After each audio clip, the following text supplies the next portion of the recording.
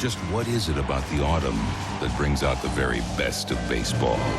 There's a passion for our pastime that remains real through changing times. After decades of dominance, the New York Yankees were as familiar to the postseason as the falling leaves under a cool October sky. In short, they were the Fall Classic. Men of honor have worn these pinstripes with the deepest pride. The Babe, the Iron Horse, Joltin' Joe with all his grace and elegance, and Mick with his pure power. They played in an arena showered in history, rich in tradition, where their spirits still speak loudly. Today, I consider myself the luckiest man on the face of the earth. Today's Yankees have embraced the legend and have accepted the challenge to chase the history of the heroes whose numbers are worn no more.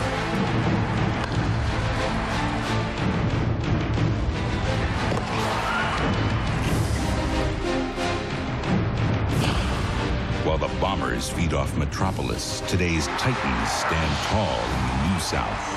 America's cosmopolitan comrades in arms, baseball's newest dynasty.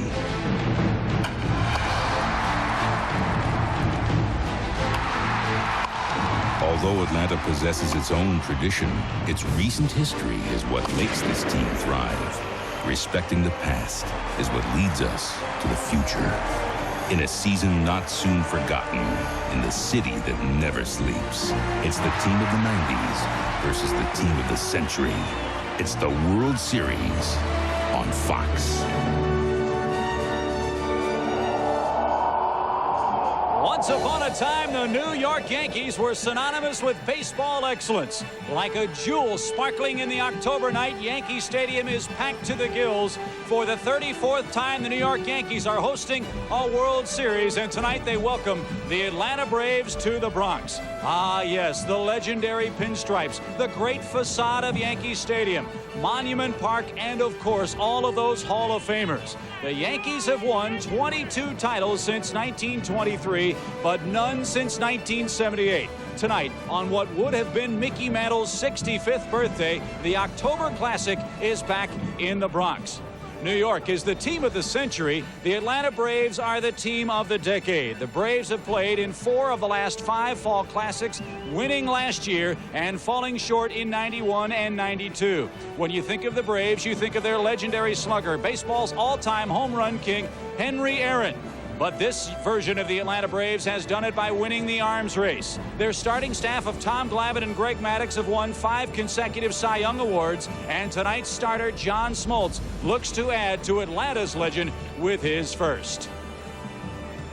Hello again, everybody. I'm Chip Carey, and welcome to Yankee Stadium and Fox Sports coverage of the 1996 World Series. The weather yesterday in the Bronx, absolutely awful. No way baseball could have been played here. It was a monsoon. Yesterday, 3 or 4 inches of rain per hour fell on the stadium in the Bronx, but you have to tip your cap to the ground crew. They did an unbelievable job. Even New York City's finest came in with a couple of helicopters at 11 o'clock this morning to dry out the field. In fact, talking with the players, they say it is opening day ready for the opening of the 92nd World Series. Joining me as always, our future Hall of Famer and former Yankee Dave Winfield and Steve Psycho Lyons. Guys, you could not pick a better night for baseball to open the World Series than tonight. Yesterday it was miserable out there, but man, we walked the field. It's fantastic. Hey man, I was ready for this thing to get going yesterday, but tonight is it's perfect. It's perfect. You know, I used to go to spring training on February 20th. 8 months later to the day, these two teams playing for the World Series. They had the rain out yesterday. That was the last thing they wanted. These two teams are ready to play ball. Now, Dave, I got to ask you, as a former pinstriper, you started here in 1981 with this team here in the Bronx. What does it mean to play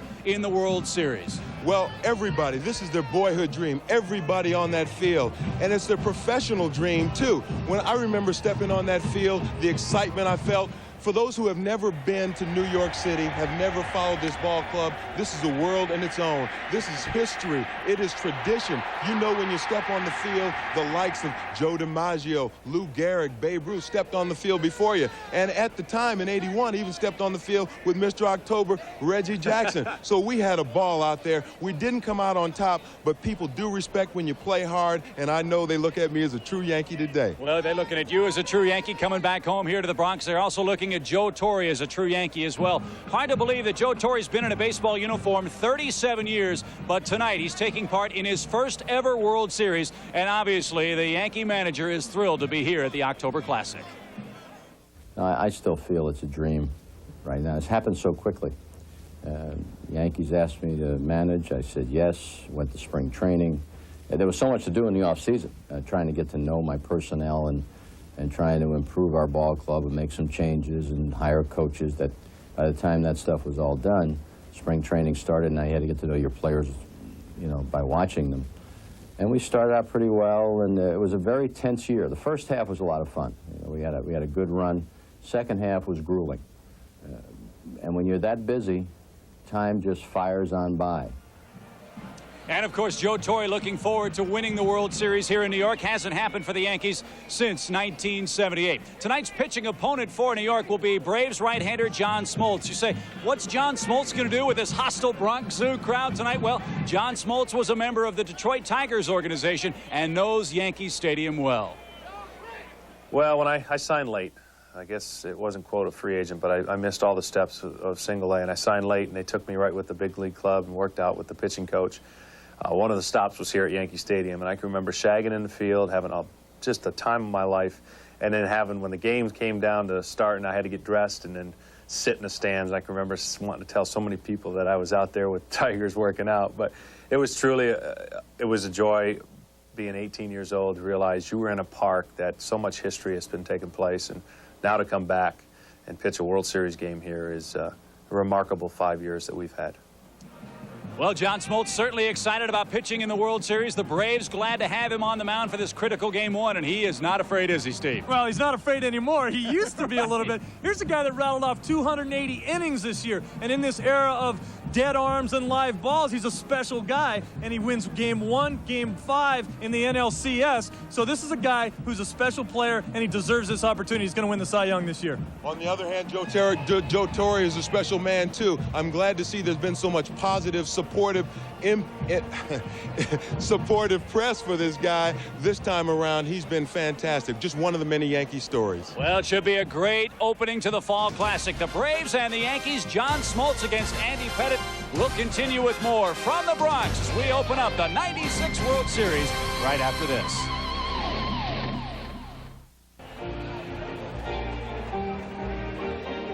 They are rocking and rolling, ready to go here at Yankee Stadium in New York. A sellout crowd is on hand to watch the Braves and the New York Yankees battle in Game 1 of the 1996 World Series. These teams haven't seen each other in the Fall Classic since 1958. Talking with Yankee manager Joe Torre before the game, so many coincidences regarding this matchup. Of course, Joe Torre used to be the manager of the Atlanta Braves. Joe's brother Frank used to play for the Milwaukee Braves, hit a couple of home runs in the Braves' victory in 1957, played as well on the team in 1958 that lost a 3-1 lead to the Yankees as they won the World's Championship in '58, 4-3. Of course, the Braves coming back to the postseason classic for the second time in as many years. They have been here before. They have played in 4 of the last 5 World Series that have been played. For these Bronx fans in New York, they have waited a long, long time. Their last World Series appearance, 1981. Their last World Series victory, 1978. You think of all the history, all the glory, all the glamour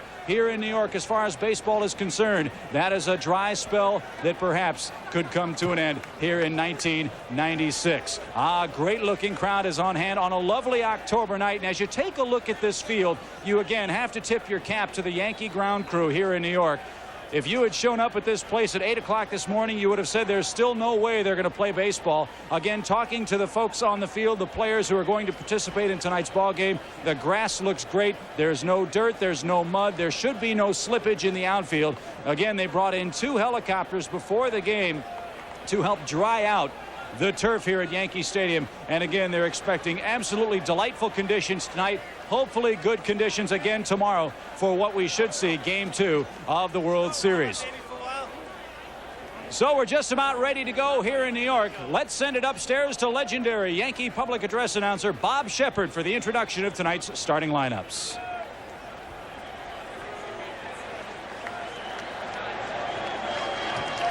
Ladies and gentlemen, please direct your attention now to the infield. And let's give a big Yankee Stadium welcome to the National League champion, Atlanta Braves.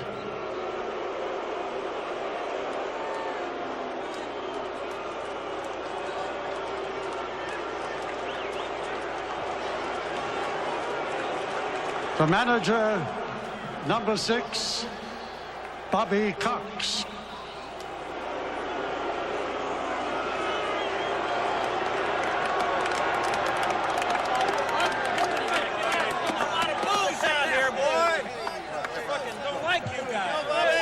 And the starting lineup. In center field, number 9, Marquis Grissom. Number 9.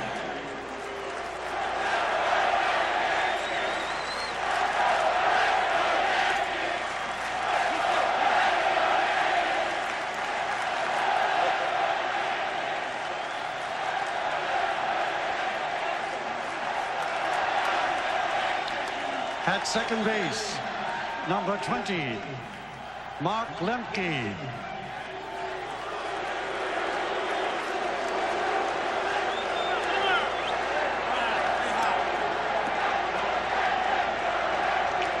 At third base, number 10, Chipper Jones.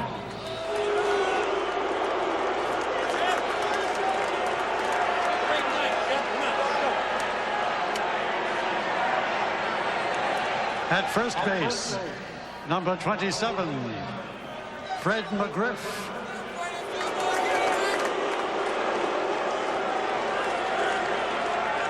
Easy on you, Matt. Come on. Hell is that? Come on.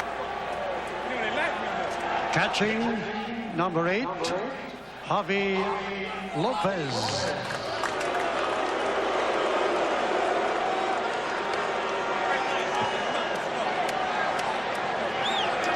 In right field, number 24, Jermaine Dye.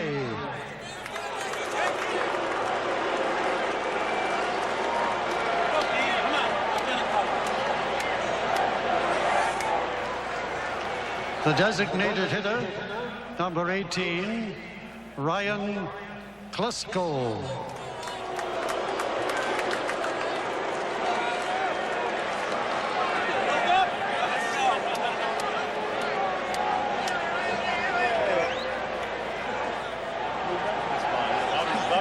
In left field, number 25, Andrew Jones.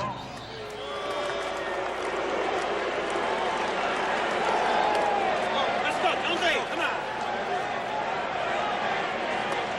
At shortstop, number 4, Jeff Blauser.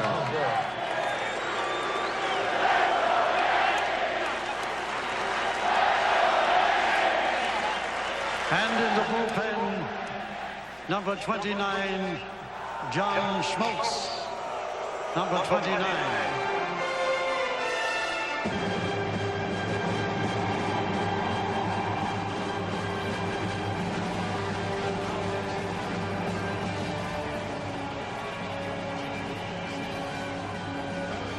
Championship, New York Yankees.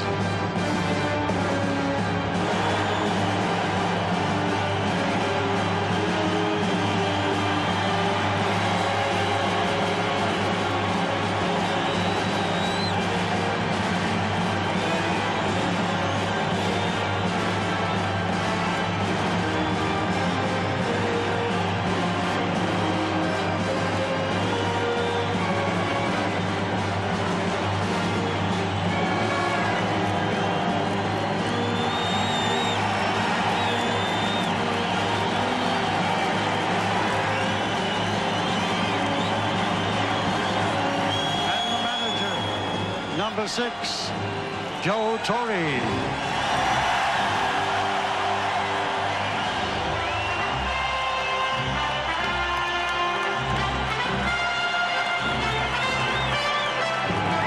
The shortstop, number 2, Derek Jeter.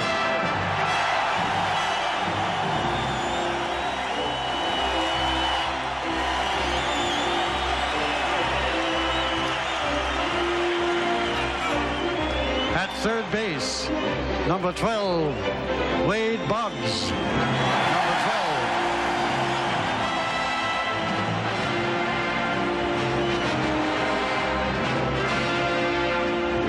12. In center field, number 51, Bernie Williams.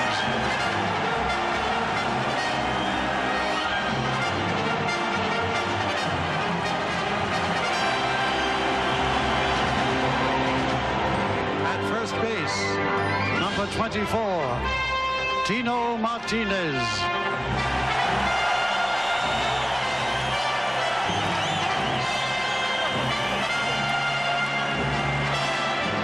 The designated hitter, number 45, Cecil Fielder.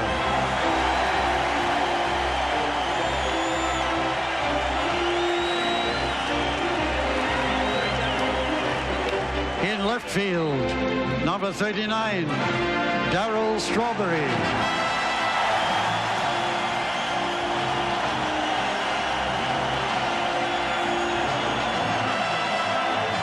At second base, number 18, Mariano Duncan.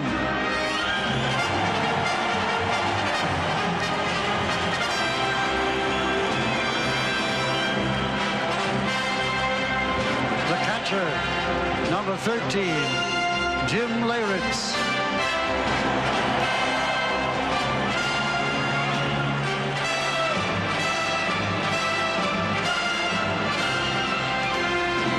In right field, number 21, Paul O'Neill.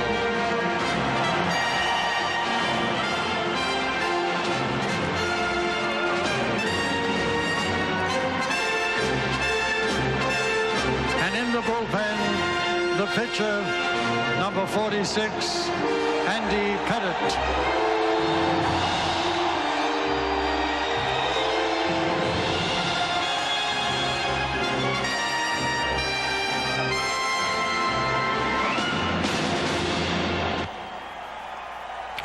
Ladies and gentlemen, will you please rise and direct your attention to the microphone behind home plate. Let's welcome Yankee Stadium veteran performer Robert Merrill as he sings our national anthem. Oh, say, can you see by the dawn's early light what so proudly we hailed at the twilight's last gleaming, whose broad stripes and bright stars through the perilous fight o'er the ramparts we watched was so blossomy streaming, and the rocket's red glare, the bombs bursting in air, gave proof through the night that our flag was still there. Oh, say does that star-spangled banner yet wave for the land of the free and the home of the brave?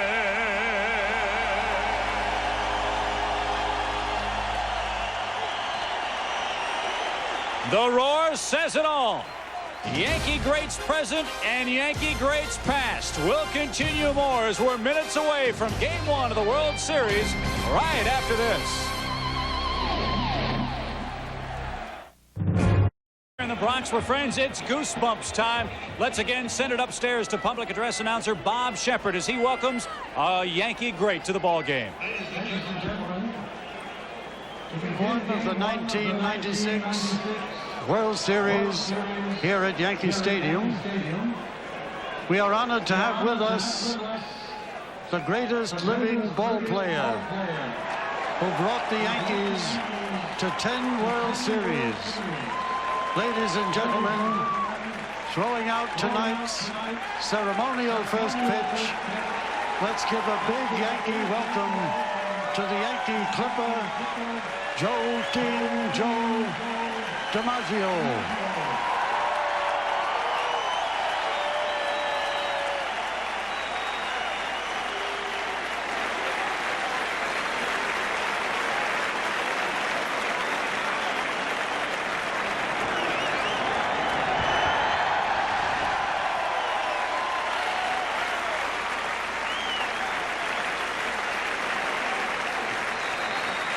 Here are the umpires for tonight. At home plate, Jim Evans. At first base, Terry. I guess that's the way to get it started. Have the Yankee Clipper throw out the first pitch. They look like they're ready here in the Bronx.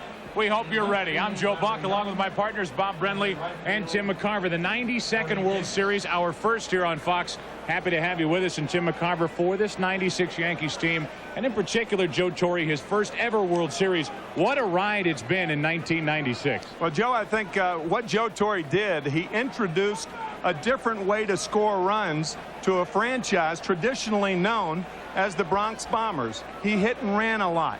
He was more aggressive on the base paths.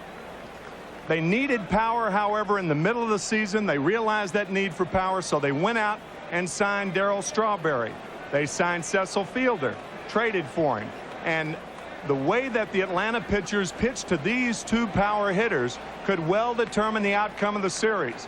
Let's see, for instance, how John Smoltz will go up the ladder with these two lethal low ball hitters. Chest-high fastballs, and once Smoltz gets past these two guys, he's got to contend with the other power hitter, Bernie Williams. That drawing, of course, from Tim McCarver's blue period. Didn't we just show? Right. All right, let's talk about the pitching matchup overall. You talk about Smoltz, you talk about Pettit. Let's look at this series and the way it starts out with Andy Pettit on the mound for the Yankees, and Smoltz, old reliable, on the mound for Atlanta, 8-1 in postseason starts. Well, if indeed the way to get these Bronx Bombers out is to go up the ladder, Bobby Cox made a good choice in John Smoltz for game one. This guy goes up the ladder like a fireman, as opposed to Maddox and Glavine, who rely on movement and keeping the ball down low in the zone, getting a lot of ground balls. Smoltz is a fly ball strikeout pitcher. Andy Pettit, on the other hand, the Yankees starter, a little more crafty. He relies on a cut fastball. His personal catcher, Jim Leyritz, said one thing to look for early in the game. If you see a lot of check swings, a lot of broken bats by right-handed hitters early in the game, that means he's got his good one going. Here we go. Game number one of the 1996 World Series. The Braves are back to defend their title. They're here in New York. First pitch coming up after this from your local Fox station.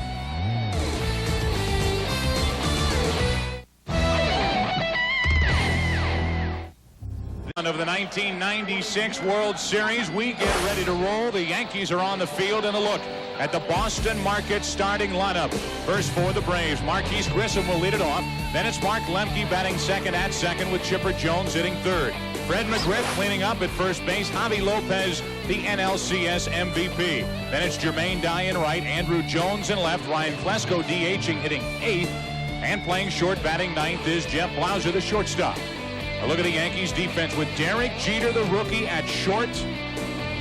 That defense playing behind the left-hander.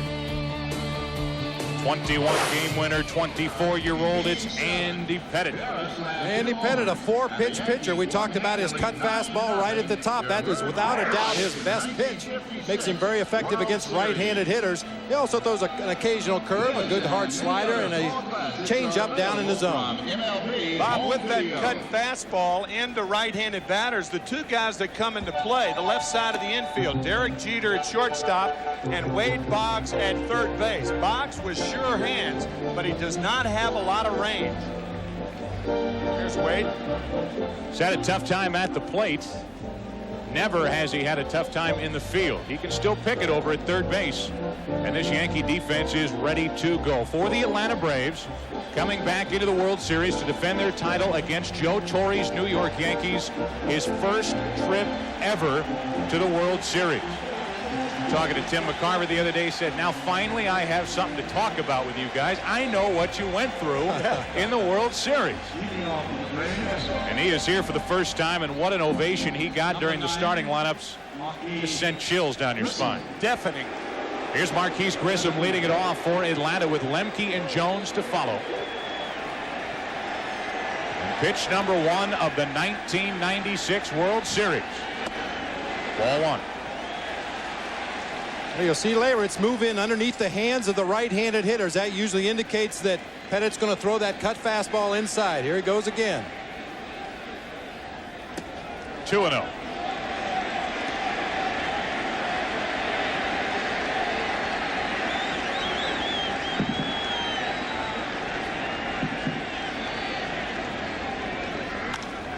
Grissom pops it up. Into left, Strawberry. 1 out.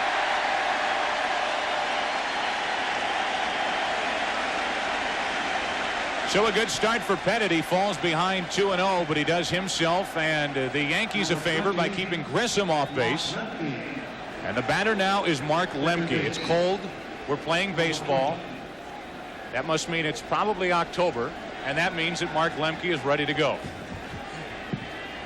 He was a close second in the NLCS for MVP. And what he did in this postseason helping the Atlanta Braves get to the World Series is nothing short of remarkable yet again for little Mark Lemke. Grew up a Yankee fan. 1 ball, 1 strike.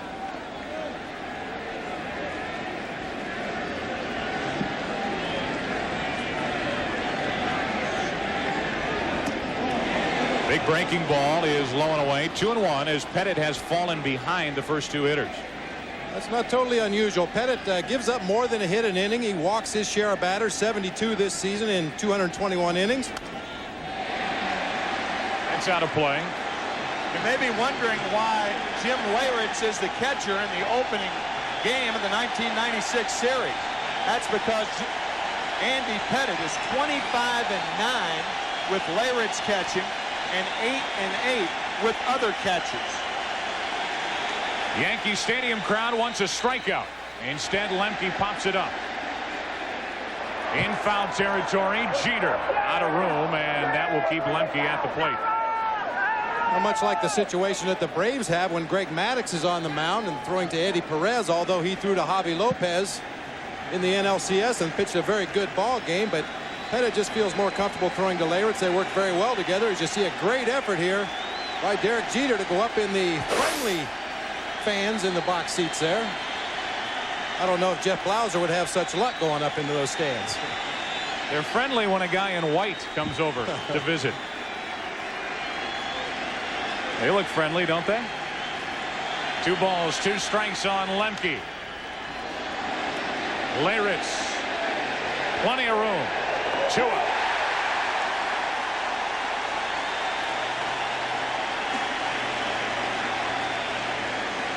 A lot of room behind home plate here at Yankee Stadium, directly behind home plate. You lose a lot of the foul ground as you move down the lines past the bases, but directly behind home plate, a lot of room to cover for a catcher.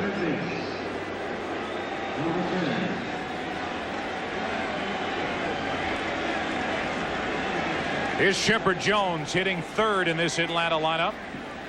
Batting right-handed, has more power from the other side of the plate, and again Pettit deals ball 1. Speaking of the other side of the plate, Andy Pettit has not tried the other side of the plate yet. He has started off inside to all the right-handed batters. There it is again. And again, it's 2-0.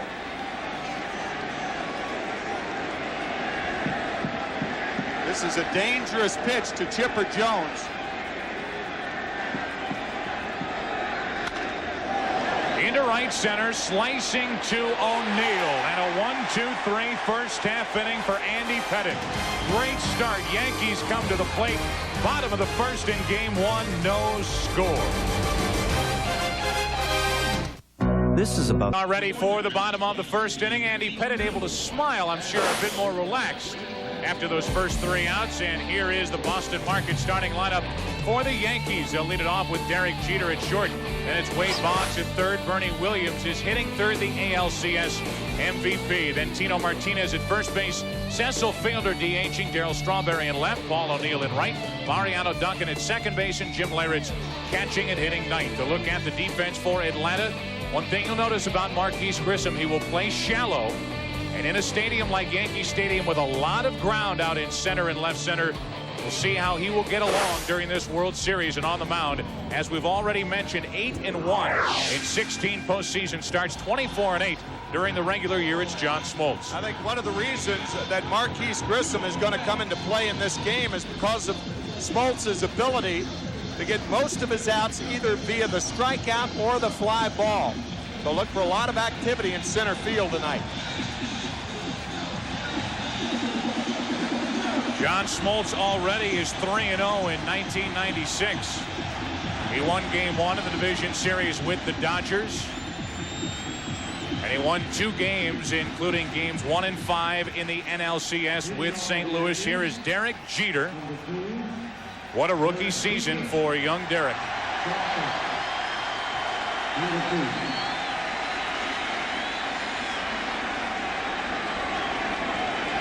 314 during the regular season. And he looks at a ball. One thing that we've talked about off air a little bit, it's going to be interesting to watch these Braves pitchers, and maybe not necessarily with John Smoltz, but other Atlanta hurlers when an American League umpire is behind the plate. Jeter pops it up to the right side for Lemke. He struggles on pop-ups, but able to catch up to it, one away. Well, Joe, the reason for that is that, generally speaking, most American League umpires are not as liberal giving the outside corner that the Atlanta pitchers need to be successful. Greg Maddux will go tomorrow night. Fortunately for the Braves, they will have a National League umpire behind the plate, Terry Tata. Here is Wade Boggs, only 3 out of 27 during the postseason. Looks at a strike. Behind home plate from the American League, it's Jim Evans. Terry Tata, Tim Welke, and Steve Ripley on the bases. Larry Young down the left field line, and Jerry Davis down the right field line. To the left side, Blauser. 2 up, 2 down. So 2 away here in the first inning, and Boggs now 3 out of 28. This postseason, the batter will be Bernie Williams.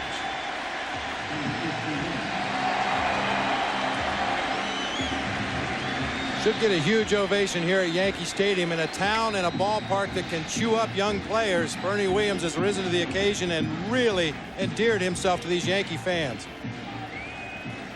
Bernie Williams having by far his breakthrough season in 1996.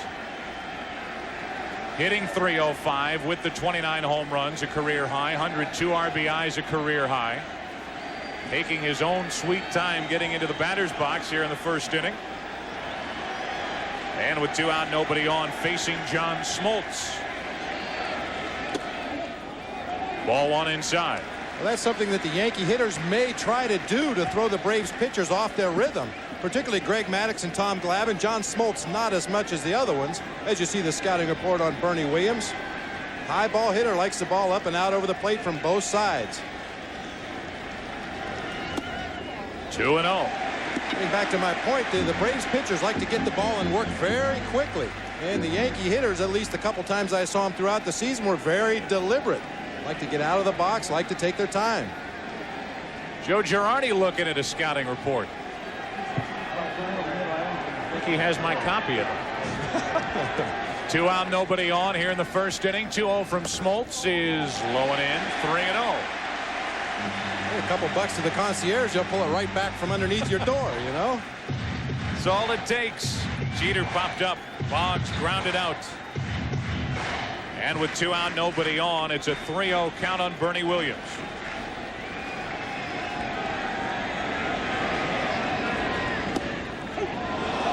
The old automatic on 3-0 is 3-1. I have a feeling if John Smoltz throws that same fastball again, Bernie Williams is going to come out of his shoes. We just saw the scouting report. He likes that fastball up over the plate, and that was it right there. Got a shot at Tino Martinez. He waits on deck.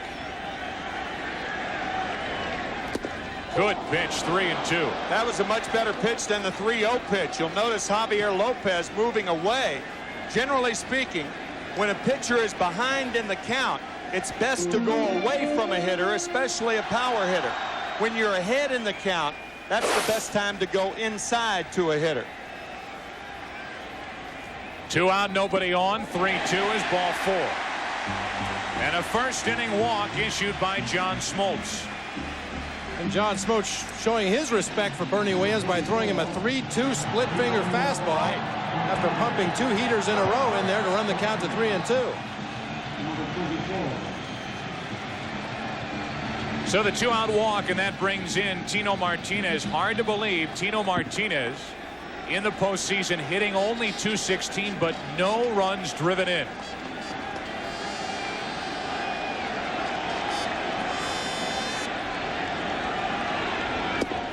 Strike one.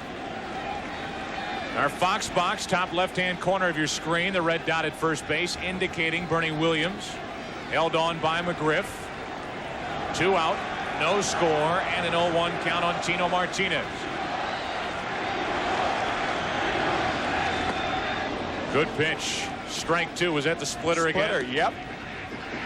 Most of the time, you folks at home can tell what pitch it is, especially from John Smoltz. If it goes down like that, it's a splitter.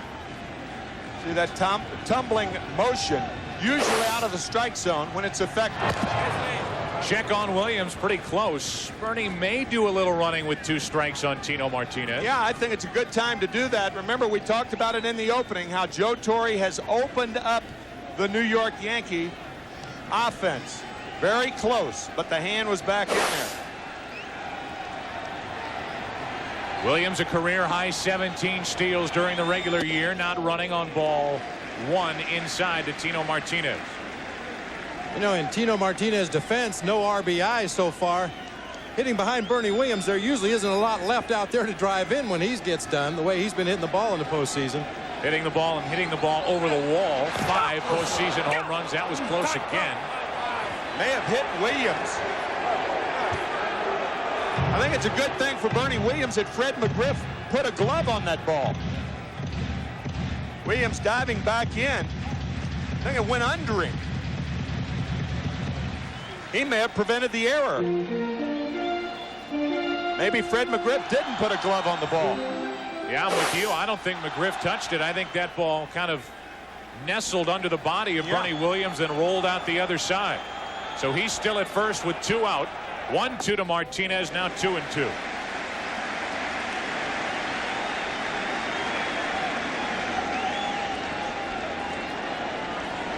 Big Cecil waiting on deck.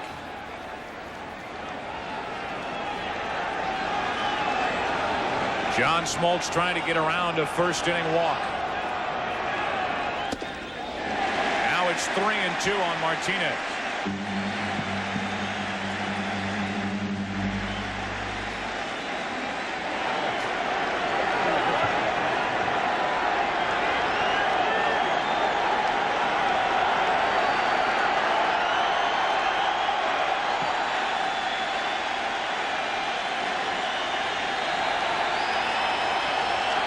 Runner goes, ball 4.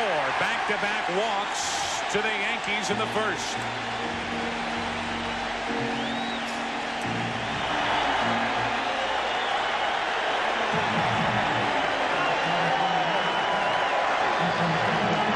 Well, we talked about Cecil Fielder, a lethal low ball hitter. He and Darryl Strawberry love the ball around the knees. They have a problem with balls upstairs. That ball down and in, down over the plate, that's his power zone.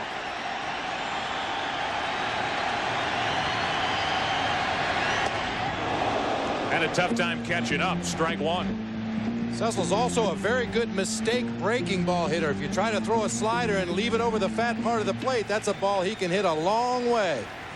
John Smoltz with a little extra giddy up on that fastball. Back-to-back 2-out walks, and now 2-on-2 out for Fielder. Lopez tried to pull it back into the strike zone. 1-1. Inning started harmlessly for John Smoltz. A pop-up, a ground out. Then the walk. He was 0-2 on Martinez, and Tino got away. 2-1 on Fielder. With Cecil at the plate, the Braves are using a little mini shift. They have Mark Lemke very close to the bag at second base, and all the infielders playing very deep with Cecil Fielder at the plate, who does not run that well. They're going to try to cut off any potential base hit that might get through the infield because they know they still have time to throw him out at first base.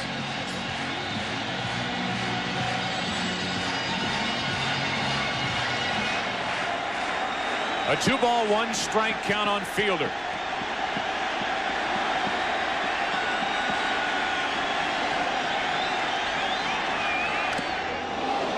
Two and two. That was an uh-oh pitch by John Smoltz. That ball is hittable. It was away, but it was down in the zone that Cecil loves it. Usually when you see that foul ball go straight back like that, that means the hitter was right on the pitch. So now 2 on, 2 out, and a 2-2 count on Fielder.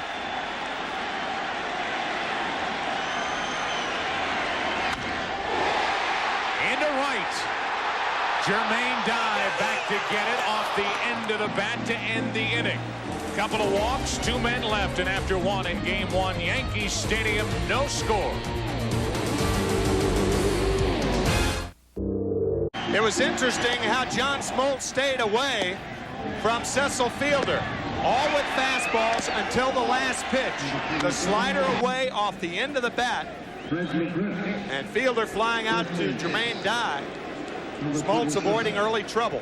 It's the life of the DH. You fly out to end the inning, you go over, you sit down. Yeah. Opposing pitcher goes over and he sits down. Right. And they'll battle later. Here's Fred McGriff leading it off in the 2nd inning, no score. Atlanta went in order in the 1st. Andy Pettitte fell behind each of the first 3 hitters, came back to get them all. And he deals with the lefty, McGriff. First left-hander he faces tonight. That's headed out of play. And a 1-ball, 1-strike count. And that last pitch, a reason that Andy Pettitte has had problems with left-handed batters this year. He's over the top, and he's very true to left-handers. I think it surprises people to know that left-handed hitters are hitting .329 against Andy Pettitte this season. Good pitch over the outside corner, 1-2.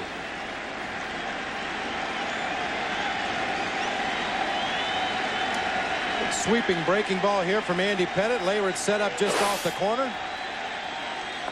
Got it. 1 away here in the Atlanta 2nd.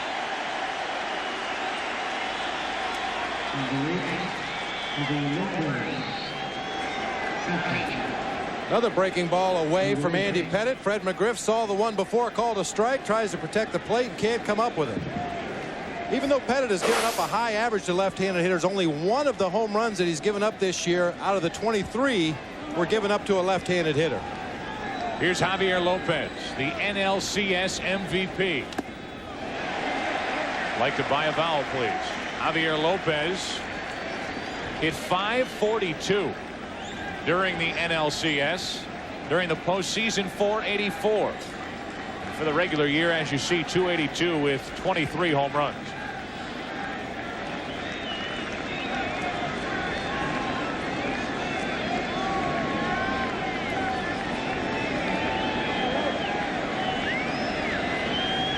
Pettitte has retired the first 4. 1-1 on Lopez.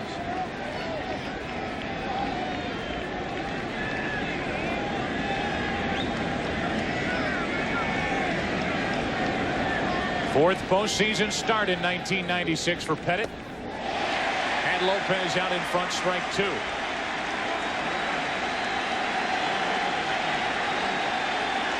Mel Stottlemyre, the pitching coach for the Yankees.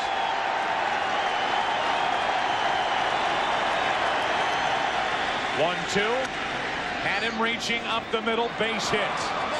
And that's the way the postseason has gone for Javi Lopez, reaching for the pitch, and he chops it up the middle for the first base knock of the night. Well, up until 2 strikes, Javi Lopez likes to pull the ball. He likes to look for a pitch from the middle in down that he can pull to the left side. But after he gets to 2 strikes, he's a defensive hitter, just tries to get the bat on the ball. Change up there from Andy Pettitte. A little dribbler up the middle. Look like a line drive tomorrow. So 1 on, 1 out as Jermaine Dye stands in. Dye batting in the 6th spot as they have Klesko, their DH, hitting 8th. Broken bat, ground ball, foul. Carried that bat all the way from Atlanta, and on the first swing, gone. And these guys all get brand new bat orders for the postseason. A lot of them choose to stay with their regular bats, but that looked like a brand new one. Got one swing and headed for the woodpile. Depends on what kind of year that you had. That usually determines whether you use that bat or not. If you had a good year, you're going to stick with your gamer. If you had a bad year, you're going to use your World Series issue. 1 on, 1 out here in the second inning for Atlanta.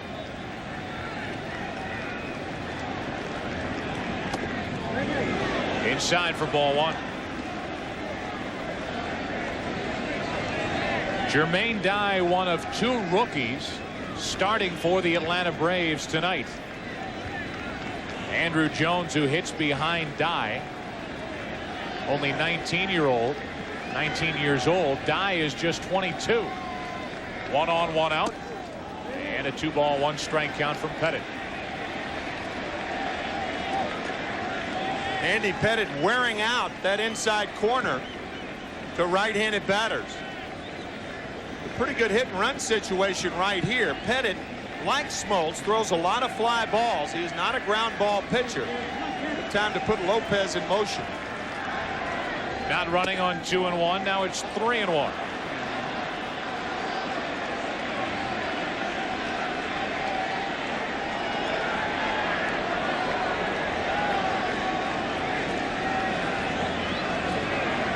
Three balls and a strike on Dye. See if the Braves start the runner.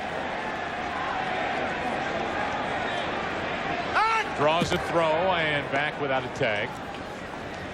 It's one of the weapons in the arsenal for Andy Pettit, that very good pickoff move. He picked off 11 during the regular season. And 12 last year. Only 2 this season, however, after the All-Star break. 1 on, 1 out, runner not going, and a full count now on Dye. The reason for that, Joe, is they stopped running against you. 9 pickoffs before the All-Star break, 2 after. The guys, when they got to first base, they simply didn't run. You may see Lopez take off here, but you've got to make sure Pettit pitches. It's up to the hitter to put the ball in play.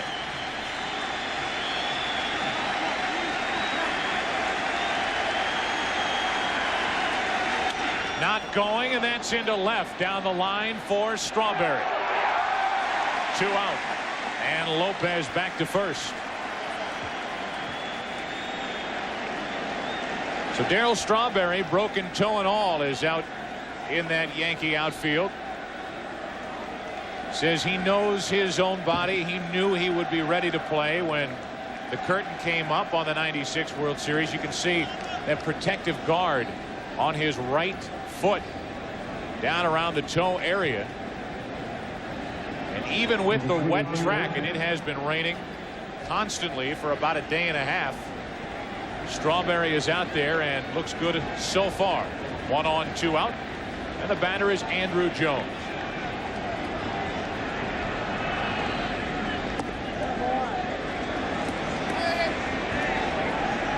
Bobby Cox will tell you he didn't think twice to put Andrew Jones in his lineup, despite the fact that he's only 19 years old.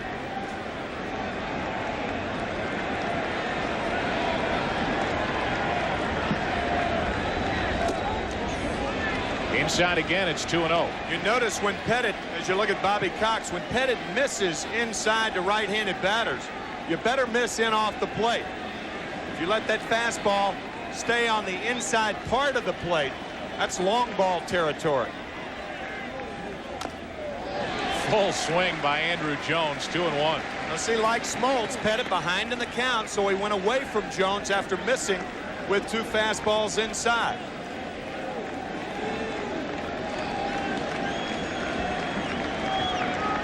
A 1-out hit here in the inning by Javi Lopez, and now with 2 out. A 2-ball, 1-strike count on Andrew Jones.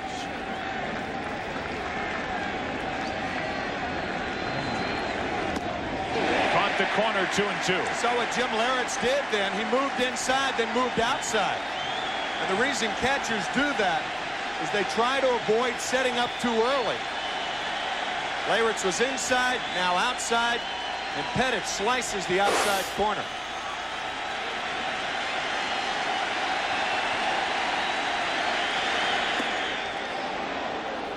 Full count now, and the runner Lopez will take off on this next pitch. Well, there's a scouting report on Andy Pettit. Good downward movement on his sinking fastball that we haven't seen a lot of today. Point number 2, uses the cutter to righties. That is the important pitch for Andy Pettit.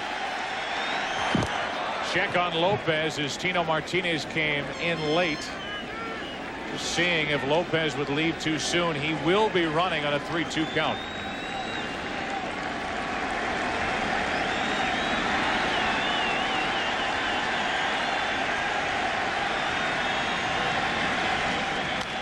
Long drive into left field. At the track, at the wall, it is gone. Andrew Jones, his second postseason home run, and it's 2-0 Braves in the second.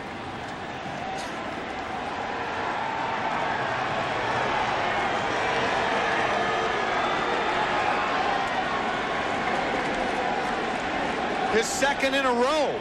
The last time up against the Cardinals Thursday night, high fastball from a right-hander. Tonight, high fastball from a left-hander. And did he ever juice this one? What do you think the island of Curacao is doing about right now, guys? They're dancing. Jumping around. They are jumping. 19 years old, started this season in single-A baseball. And he is the youngest ever to hit a World Series home run. Puts Atlanta out in front 2-0 here in game 1 as Ryan Klesko digs in. The left-handed batter, the DH tonight. Has a 1-ball, 1-strike count. Up the middle. Pettit knocks it down. Has time. Inning over, but not before major damage. A 1-out hit by Lopez. A 2-out, 2-run home run by Andrew Jones. He still looks stunned. 2-0 Braves. World Series is brought to you by Chevrolet Trucks, the most dependable, longest-lasting trucks on the road. By each. We get ready for the bottom of the second inning here at Yankee Stadium with the Braves out in front by 2. We talked about when you miss inside and leave the fastball out over the heart of the plate. That is danger zone. A 3-2 fastball. That's that cutter, and he didn't get it inside. And Jones takes care of it. That wasn't really a cutter. That was more of a scratcher. Cutter that didn't cut. Didn't cut enough. Here's Darryl Strawberry leading it off for the Yankees with O'Neill and Duncan to follow. 1 up and in for ball 1 from John Smoltz. Strawberry hit .417 during the ALCS with 3 home runs and 5 RBIs. Good fastball from Smoltz. It's 1-1.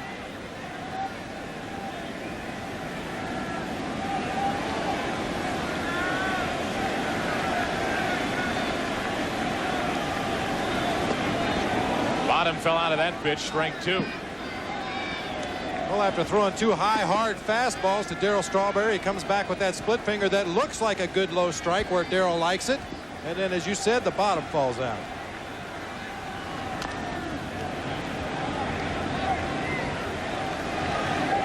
Darryl Strawberry hitting in the 6th spot tonight with O'Neill to follow and then Duncan. So 6, 7, and 8 with Leyritz catching and hitting 9th. Atlanta out in front by 2 on the 2-run home run by young Andrew Jones. Into left field for young Andrew Jones. 1 away. So 1 down here in the Yankees second, and the batter will be Paul O'Neill.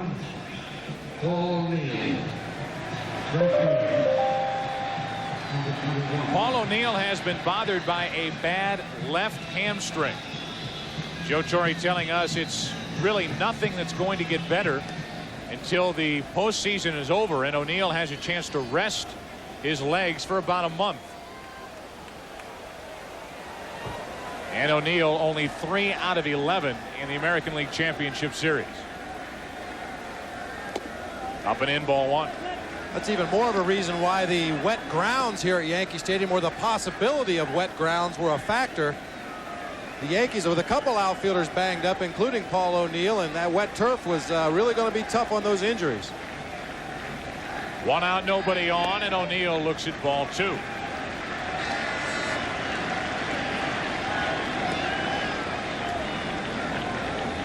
Mariano Duncan waiting on deck.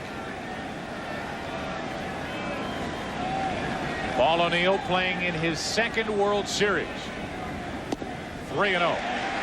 Paul with the Cincinnati Reds back in 1990, and he saw Cincinnati sweep the Oakland Athletics to win the world title. During that World Series was only 1 out of 12.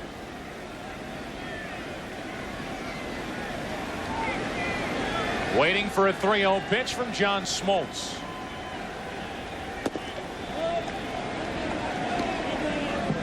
Three balls and a strike with 1 out, nobody on in the second.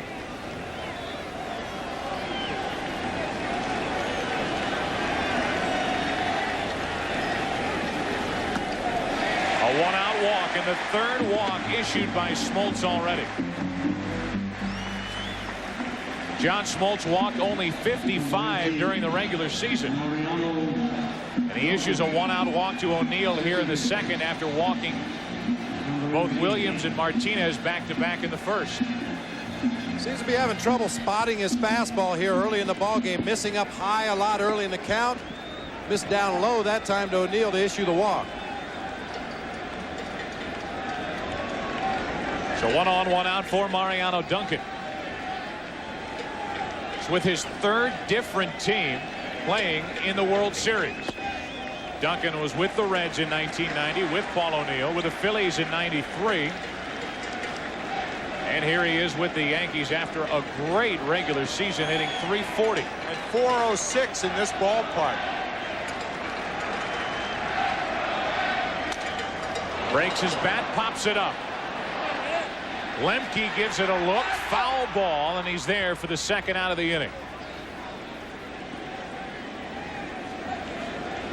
So this Yankee Stadium crowd, which during the pregame introductions was going crazy, has yet to really have a reason to put their hands together so far tonight. Well, certainly not on this broken bat from Mariano Duncan. A good fastball low and away. Hits it right off the very end of the bat. Another bat shatters. We've seen a lot of that in the postseason this year. Yeah, Bob, a pitcher and a catcher, what they try to do, and their primary job, is to keep the ball off the fat part of the bat. And Smoltz did it beautifully there as Duncan hit it right off the end of the bat. Now with 2 out and the runner at first, O'Neill, here's Jim Leyritz. Does have a home run in this postseason. Big swing for strike 1.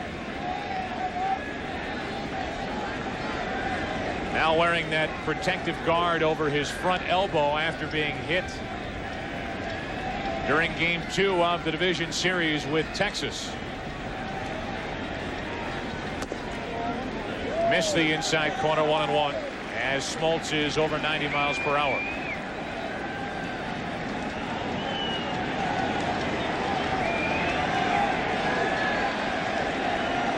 Braves out in front 2-0, second inning. And a 2-1 count on Leyritz.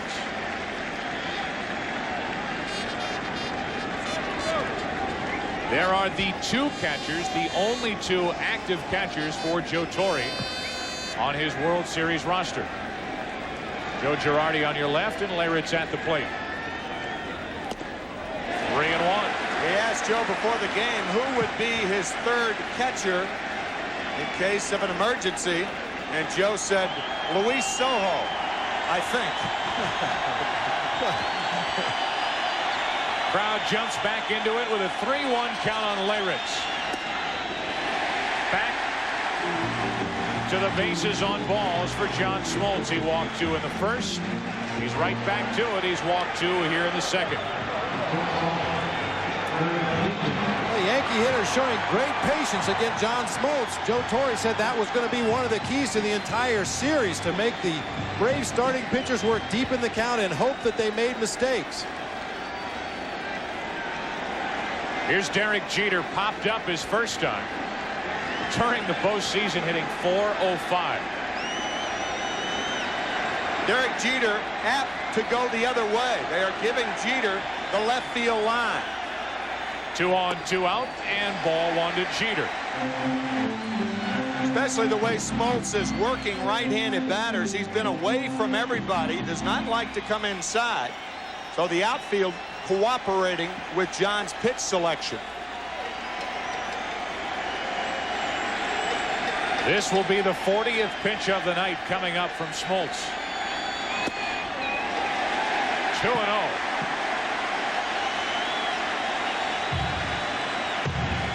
And I think we're seeing what you alluded to earlier, Tim, an American League umpire behind the plate, not willing to go off of that outside corner and call a strike. Smoltz has made a couple of borderline pitches that he's not getting. Now Jeter can look for a pitch to rip. Yankees down by 2, second inning. That caught the corner, according to Jim Evans, and the count 2-1. Well, even though it's a 2-0 count and you get a fastball, if it's not a fastball, you want to hit it. And that certainly didn't seem to be a fastball that Derek Jeter wanted to hit. You might as well take it. Make him throw it over the plate again. 2 on, 2 out.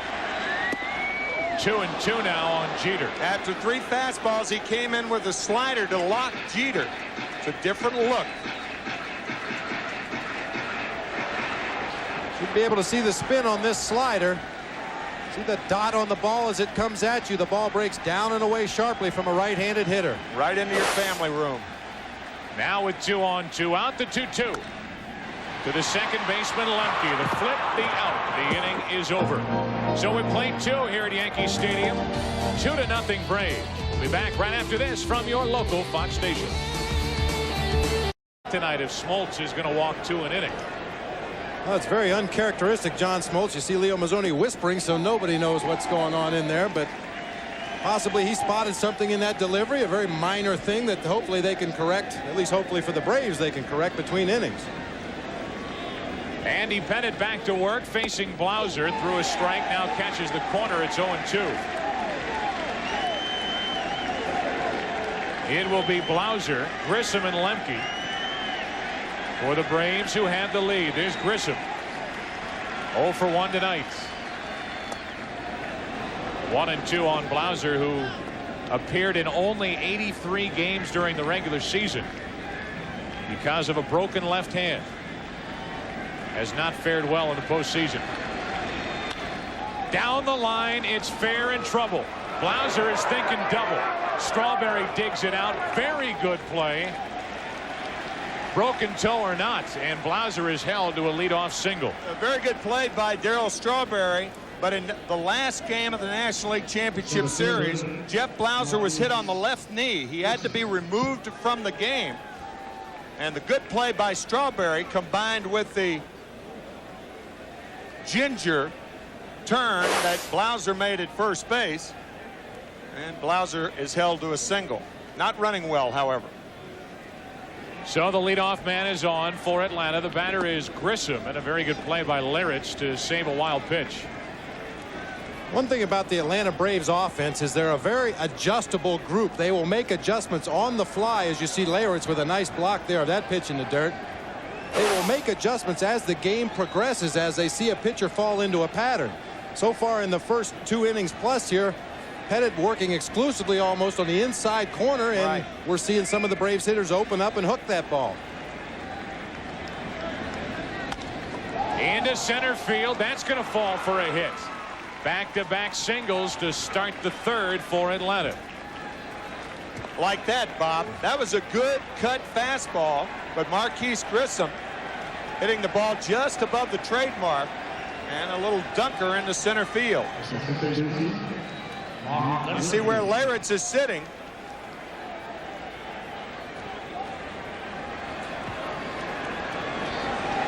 They appear to be looking for that ball inside, however.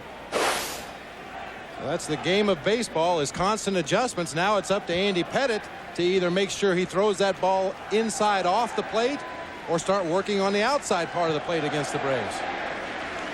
Now Lemke with 2 on, nobody out in the third. Lemke fouled out to the catcher Larich, his first time up. showing bunt. And a good bunt. The sacrifice is 3 unassisted. And the runner's up to second and third with 1 out in the third. That's an idea of the confidence that Bobby Cox has in Fred McGriff against the left-hander. We'll see whether Joe Torre elects to pitch to Chipper Jones. This ball looked like it wanted to go foul, and then it just hugs the grass. Pino Martinez made the right play. That's usually the determining factor for an infielder is if the ball stays on the grass, it's probably going to remain fair. If it gets on the edge, it's probably going to go foul. Second and third, 1 out, Chipper Jones. And a good pitch over the inside corner from Pettit.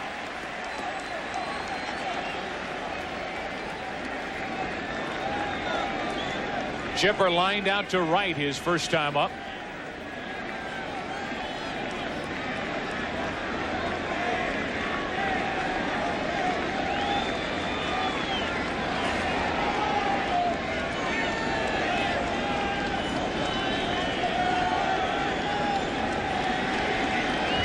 Runners on at second and third. Back-to-back singles to start the inning by Blauser and Grissom.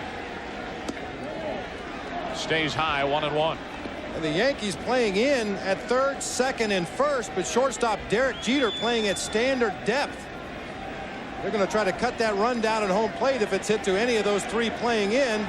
Jeter playing deep to give himself some range to keep the second run from scoring on a base hit. That's to the right side and out of play for strike 2.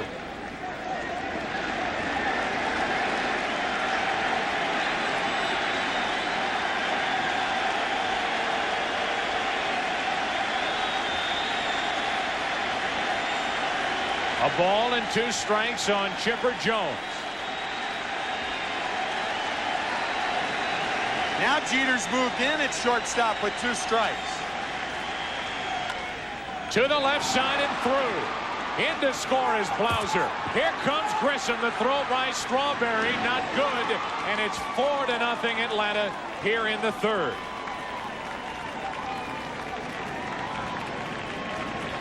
So Derek Jeter, who was playing back, as Bob said, up to 2 strikes, moved in with 2 strikes. It is doubtful that he gets to this ball to prevent a single. If he were back, it probably would have been a base hit, but he could have knocked it down if he were back and prevented Grissom from scoring. I think definitely from where he was positioned up until 2 strikes, he would have been able to at least get a glove on that ball and keep it in the infield. So it's a single for 2 RBIs off the bat of Jones. He takes second on the throw, stealing third. The throw by Leyritz not in time. Chipper Jones steals third, and he's at third with only 1 out.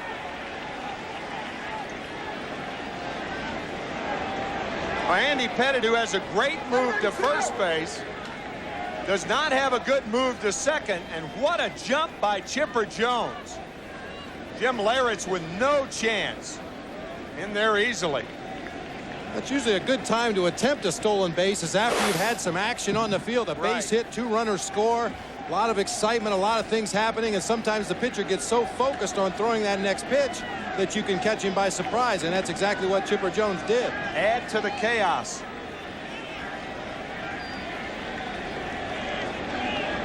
Now the infield in for the play at the plate. Runner at third is Jones.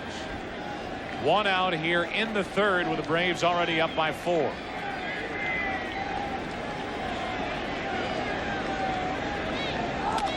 Base hit left field, McGriff. And it's 5-0 Atlanta as they have scored 3 times here in the third.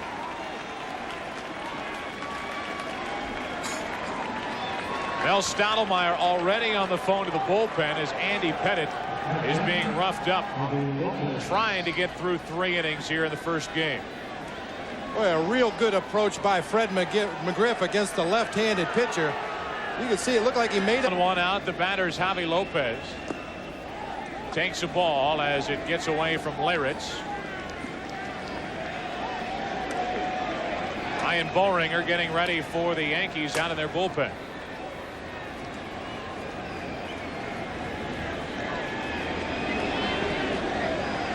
Not the kind of start the Yankees or Pettit had in mind here in game 1. It's a 5-0 Atlanta lead, and there's a strike to Javi Lopez, 1-1. I think so far it's a matter of Andy Pettitte going to the well too often inside. He hit on another inside fastball. This is the second time through the lineup for the Braves, and as Bob said, they're starting to zero in. The ball Chipper Jones hit to left field was a ball down and in. Down and in, out of the strike zone, 2-1 on Javi Lopez. The only out this inning was on the sacrifice bunt laid down by Mark Lemke. Otherwise, a leadoff single by Blauser, followed by a hit by Grissom, the bunt, the 2-run single by Jones. He was at second, he stole third, and the RBI hit by McGriff. And in a blink, it's 5-0 Atlanta. McGriff at first, 1 out.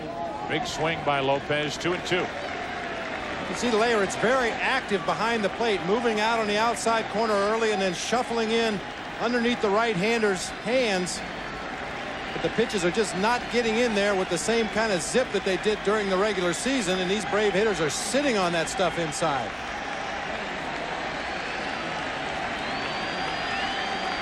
It's like they're going back inside again. 2-2 pitch. Full count.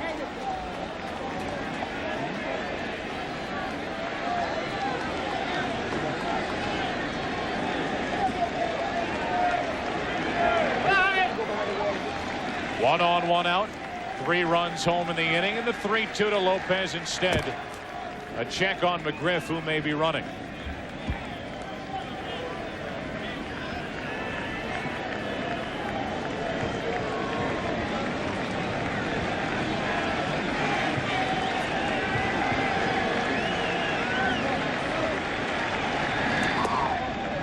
That misses for ball 4, and now add a walk to the day's work for Andy Pettitte, his first of the night.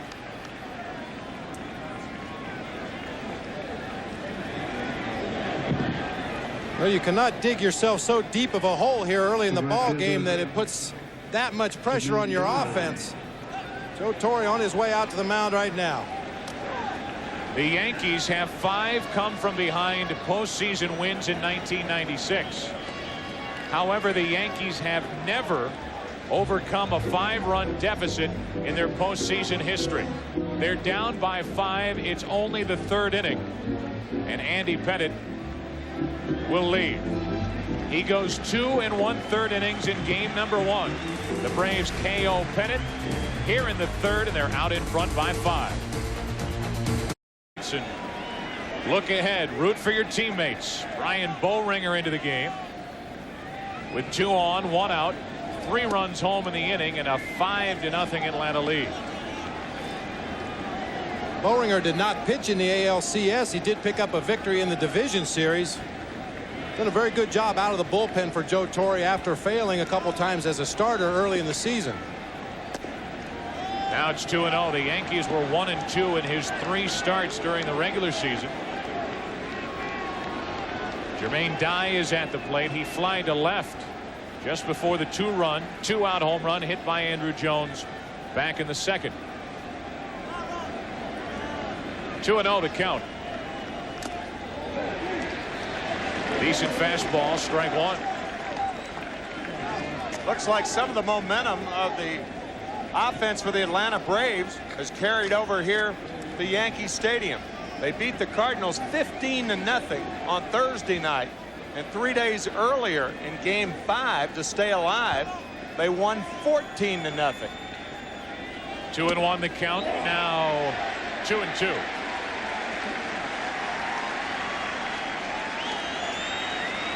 Boehringer with a good live fastball, not an overpowering fastball, but when you put it in a good location like that, Jermaine Dye forced to check his swing, went too far. Double play ball would get the Yankees out of any further trouble here in the 3rd. 2 on, 1 out, and the count stays 2-2. Wasn't that a bit of a concern coming into this series? You didn't know how the Yankees would respond. Being laid off for a week, they clinched last Sunday. Here's Atlanta They have that thrilling come from behind series with St. Louis, down 3-1, outscoring St. Louis 32-1 in the last 3 games of that series. They get the luxury of an off day yesterday to rest up a little, but they come in with a lot more momentum than the Yankees, are trying to get it kick-started again. This is into left and a long run for Strawberry. Another good play by Darryl Strawberry, and you'd never know he has a broken toe. Well, I had a high school basketball coach tell me one time, how far is that from your heart? Darryl Strawberry's got a big heart tonight. He does not want to miss the World Series. No signs of a limp. Nice play, Darryl. Already took an extra base hit away to start this inning off the bat of Blauser. Now he just covers a lot of ground to take one away from Dye, and with 2 on, 2 out, here is Andrew Jones. Ball 1 to Jones, who hit a 2-run home run his first time up.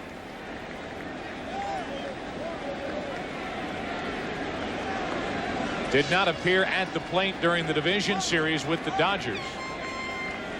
Finished strong in the NLCS against St. Louis, 1-1. Last time up in the second inning, 1 on, 2 out. Look at this swing. Rather full. A lot of leverage right there. Now 2 on, 2 out, 1-1 pitch. Strike 2 from Bowringer. Prior to that home run by Jones, the youngest player to hit a home run in the World Series, Mickey Mantle, when he was 20 back in 1952. Bowringer trying to keep this just a 3-run inning. Gets under it. Down the left field line and out of play.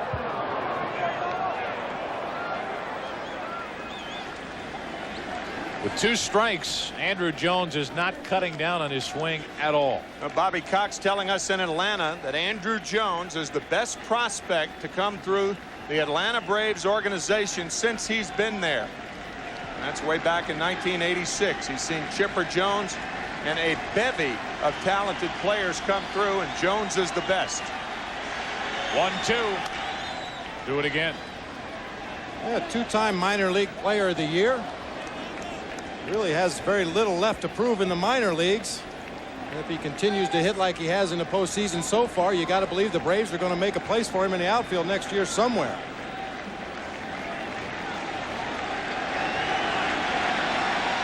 One and 2 the count. 2-2. You talk about missing with a fastball. Jim Leyritz sitting inside off the plate, and Bowringer throwing it outside off the plate. Leyritz with a good play to prevent a wild pitch. Now the 2-2 to Jones. Full count, and the runners will go. Klesko waits on deck, and now Klesko will deal with a right-handed pitcher in his next at bat. Whether it's here in the 3rd or next inning, depending on this 3-2 pitch. Into left field. Well hit. Strawberry back at the wall. Another home run for Andrew Jones. A 2-run homer. A 3-run homer.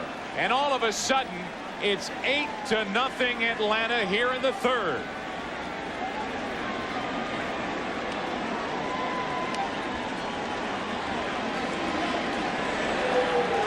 What a performance by the 19-year-old Andrew Jones. And we're only in the 3rd inning. A hanging slider from Bowringer, and Jones knew it. Wow.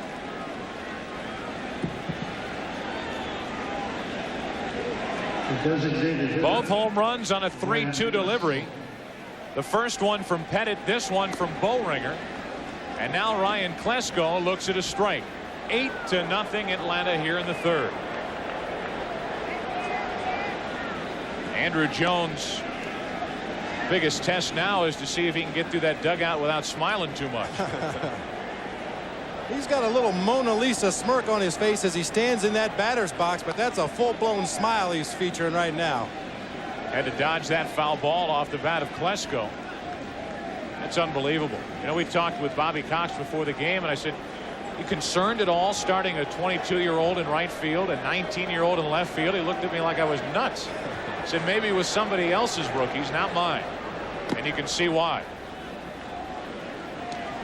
Interesting you bring up the Mona Lisa. He has put a couple of Da Vinci swings the last 2 times up. There's that Mona Lisa smile. 2 balls, 2 strikes, and now a full count on Klesko. So game 1 of the 1996 World Series for the Yankees so far has been a nightmare. Pettit 2 1/3 innings, and now Boehringer giving up the inherited runners +1. The inning is finally over. The Braves bat around. They score 6 after 2.5 at Yankee Stadium. This crowd is quiet. It's Atlanta 8, the Yankees nothing.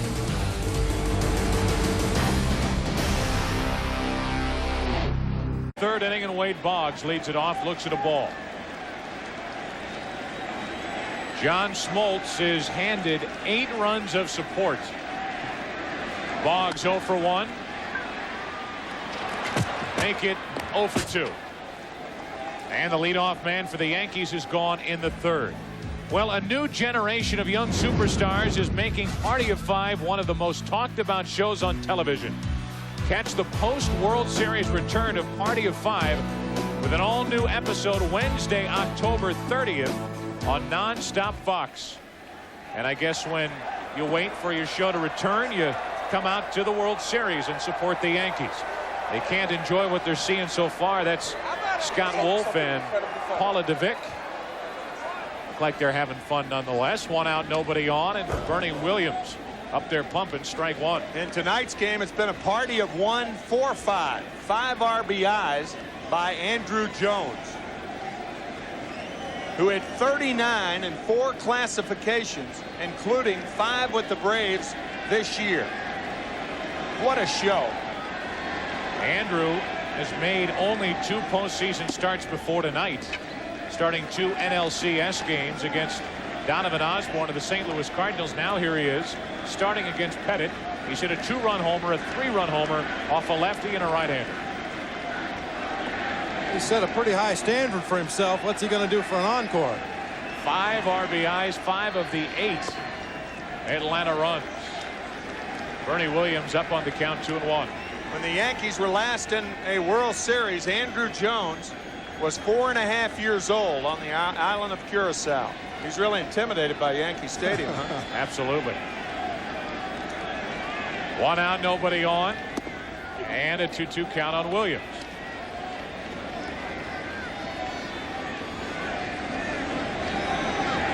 Tino Martinez waiting on deck.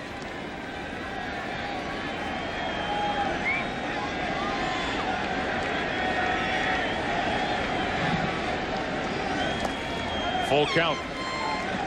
Well, the bad news for the Yankees is they're down 8-0 in the 3rd inning. The good news is John Smoltz doesn't seem to have his best stuff tonight.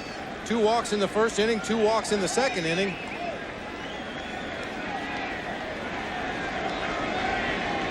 It's 3-2 on Bernie Williams.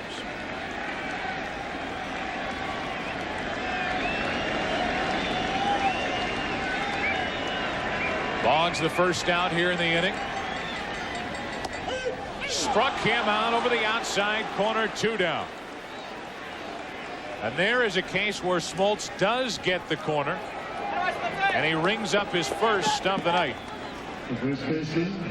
See Lopez moving out there, a little tail on that fastball from John Smoltz. Starts over the outside corner and just slides right out there on the black.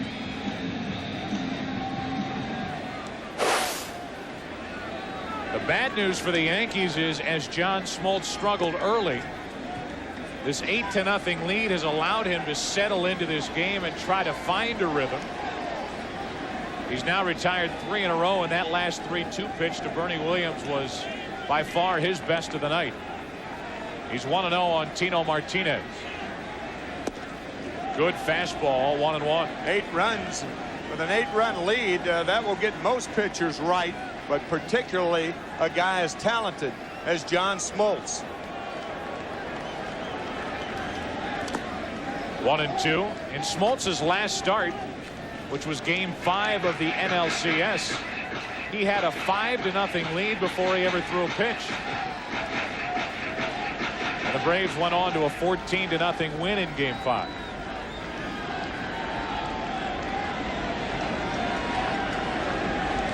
Two out, nobody on here in the Yankees' third. A 1-2 to Martinez. In on the hands, it'll stay 1-2. They're going to need a whole lot of production from somebody. And so far, the Yankees have been held hitless. That's rare. More out of the strike zone than in it from Smoltz. 1-2 to Martinez. We'll do it again.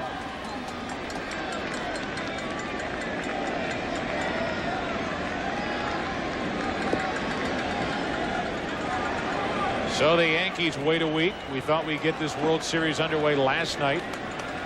Heavy rain pushed back till tonight. And John Smoltz is on. Struggled the first 2 innings, has his first perfect frame, and after 3, the crowd still silent, 8-0 in 11th. Series play, the most ever. Gave you a shot of Monument Park. Monument dedicated to Mickey Mantle this year. Imagine the smile it would have brought to his face seeing the Yankees get back to the World Series for the first time since 1981.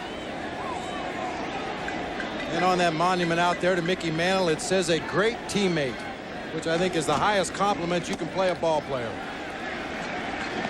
There's strike 2 on Grissom. Well, he was a teammate of Bobby Cox's his last year. Bobby Cox was a third baseman for the New York Yankees. Matter of fact, he roomed with Bobby Mercer. Bobby, the great outfielder, now a Yankee broadcaster. Bobby Mercer took his job the next year in 1969. But Bobby Cox, a teammate of Mickey Mantle and a very close friend of Mantle's. 2-2 pitch to Grissom, full count. You know, the resume that Bobby Cox is compiling now is phenomenal. Scary. What he's been able to do as manager of the Atlanta Braves and what he did before that as the general manager for Atlanta. Grissom pops it up. Foul territory, and the count will stay full 3-2.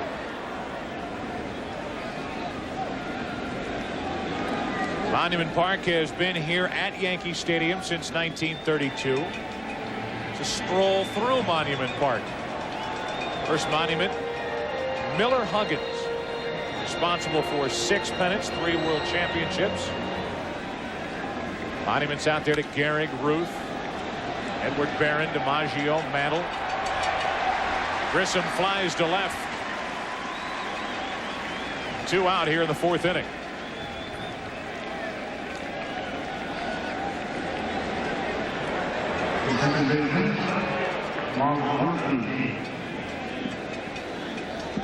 One of the plaques out there is for Whitey Ford. When you look at his career and his numbers and his World Series experiences,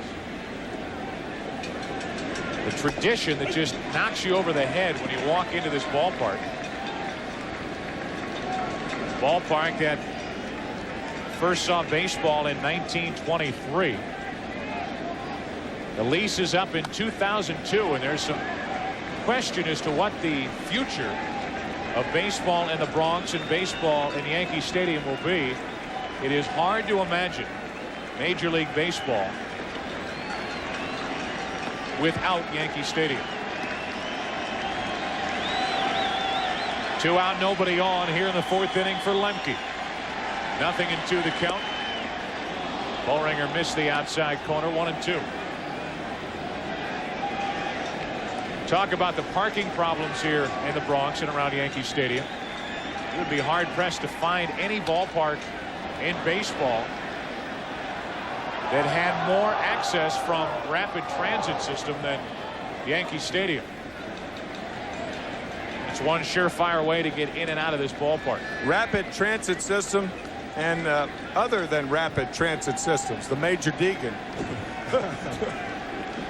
That's the highway that runs by Yankee Stadium. 1-2 on Lemke, and that's down the left field line.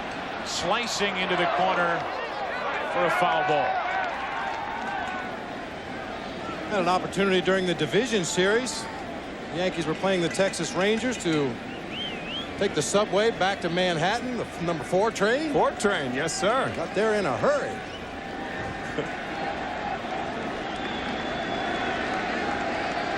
So Fox puts you on the subway, huh? Voluntary.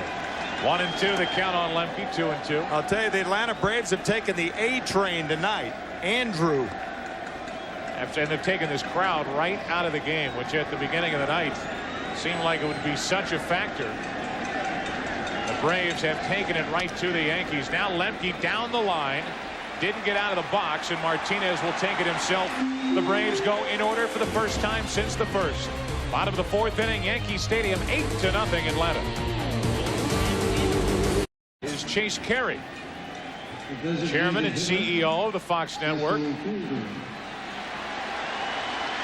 Sitting, watching a lot of Atlanta Braves dent home plate. Atlanta 8 runs on 7 hits. Yankees have to get to work. Cecil right through it, strike 1. Fielder, then Strawberry, then O'Neill. If anybody gets on, Mariano Duncan here in the 4th inning for Joe Torre.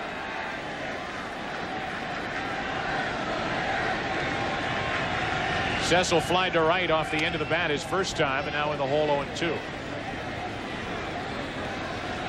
Well, Smoltz has a couple different ways he can go now. We talked about up the ladder in the pregame show, a good high fastball here, or that split finger down in the dirt, try to get Cecil to chase it. Another thing we've seen from Smoltz in this postseason is him drop down and pitch sidearm over the top, right down the middle. See you later. And the 3rd strikeout in a row for John Smoltz. That'll bring in Darryl Strawberry, talking about his unselfish play and the unselfish play of his teammates. Nobody over here really wants to be a hero. We don't need heroes. We just do it together, and whoever wins the game that night wins it for us. Nobody tries to stand out and be a hero over here. Everybody pulls for each other.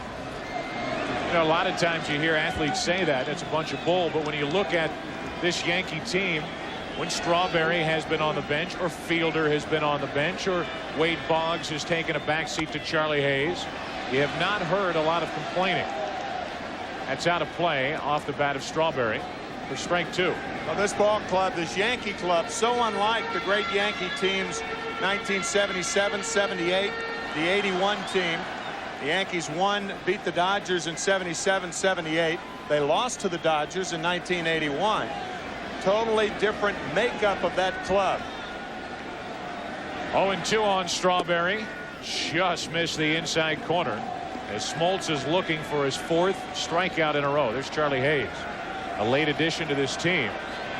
Guy who found himself in the Yankee lineup with Wade Boggs on the bench. 2-2 on Strawberry.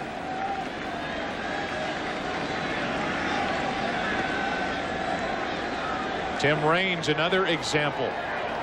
Someone who's been on the bench for the better part of the year. Been bothered by a bad hamstring. 2-2 to the right side for McGriff. The race. Got it. 2 out. McGriff a bit relieved now. He laid back, and Strawberry, with his bad toe and all, nearly beat McGriff to the base, but 2 out. Meanwhile, the Yankees have not hit a ball hard all night. The only base runners have been walks. 2 in the first, 2 in the second. John Smoltz pitching a no-hitter. Bottom of the 4th inning, 2 out, nobody on. Here's O'Neill.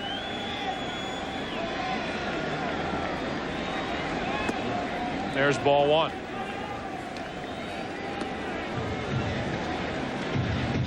David Cone will pitch game 3, which will be the first game of this series to take place in Atlanta.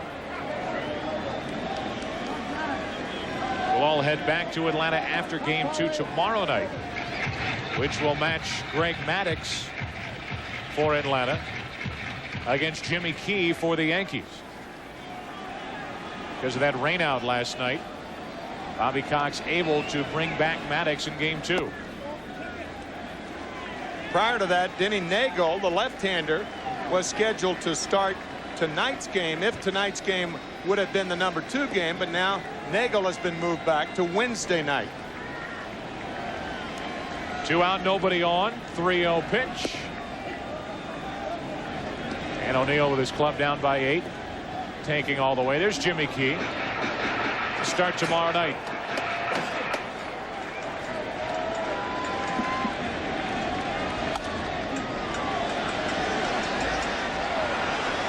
That'll get out of play for a full count.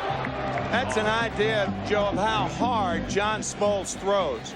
When an accomplished hitter like Paul O'Neill, who batted over 300 this year, is looking for a fastball, gets a fastball, and still fouls it off the other way. It's an indication of how tough John Smoltz is. Even when you get a predictable fastball, you're late on it. Into center field, carrying to Grissom, and Smoltz has retired 7 in a row. We are through 4 at Yankee Stadium, Game 1, 8-0 Atlanta. We are through 4 innings here in Game 1 of the 1996 World Series, and it's all Atlanta so far. Chipper Jones will lead it off. He knocked home 2 back in that 6-run 3rd inning. Later scored a run, and he's up there pumping, batting left-handed for the first time tonight. Strike 1. Well, the big job for Boehringer right now is to just try to put some zeros on the board. Trailing 8-0, realistically, your chances aren't that great, but you got to try to save as much of that bullpen as you can. 1 ball, 1 strike. You know, Joe Torre doesn't have to go through 4 or 5 pitchers in the first ball game of a series when he knows how valuable that bullpen is going to be. A bullpen which so far in the postseason has 5 of the 7 wins by the Yankees. Bullpen is 5-1. The starters 2-1 and 3 decisions. 2-2 on Chipper Jones. That bullpen ERA 1.56. Jeff Nelson a big part of that. Well, there's no secret that Joe Torre likes to break the game down. 6-2-1. Get 6 innings out of your starter with a lead. Go to Mariano Rivera for 2. John Wetland to finish it out for 1. Obviously, those plans are going to change somewhat this evening. Can forget those plans right now. Yankee starter Andy Pettitte already gone. 3-2 pitch into left. Well hit. Sending Strawberry back. 1 out. And Chipper Jones used all of left field for the first out here in the 5th. Nice play by Darryl Strawberry, drifting back. And with that broken right big toe, he has played a fine defensive left field so far in this game. Good thing he's got a long wingspan. Yeah. Looks like he misjudged it just a little bit at the end, but able to recover. So Chipper now 1 for 3, and with 1 out, nobody on, the batter's McGriff. Griff stuck the bat out and drove a hit to left his last time up. Off the left-hander Pettitte. Now gets to face the right-hander Boehringer. 1-1. Last 3+ games, including this game, the Atlanta Braves have just been dominating, outscoring their opponents 40-1. 40 runs, 53 hits, hitting over 400. Man. McGriff couldn't hold up in the count 1-2. You think of this Atlanta offense, 17 extra base hits, 1 run, and that 1 run scored on a wild pitch. Yeah.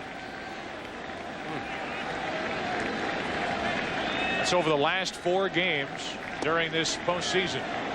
2-2 on McGriff. Combine that with an Atlanta ERA in the 10 previous games of 1.62. There's no secret as to why they're here. That's down the line, hooking off the pole for a home run. The 3rd home run of the night for Atlanta, first for McGriff, and it's 9-0 Braves in the 5th.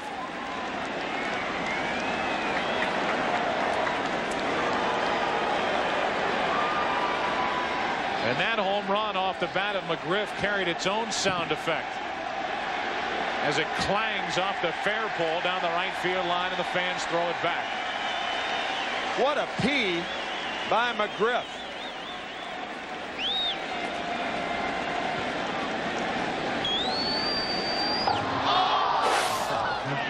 I thought we had that pole mic. Don't need it. Eddie Michael picked that up. 1 out, nobody on, 1 run in, and a strike to Javi Lopez. Well, we touched earlier briefly about the deepness in the gaps in center field here at Yankee Stadium, but the short porches down both lines can be taken advantage of by pull hitters. 1 ball, 1 strike on Lopez. Coming up in the 9th inning, Tim, Bob, and I will award today's Chevrolet Player of the Game. We might go ahead and do that right now. 1 ball, 1 strike. That's back and headed out of play for strike 2. However, as all votes in right now for Andrew Jones, don't forget about Smoltz. Yeah, right. Who's gone 4 hitless.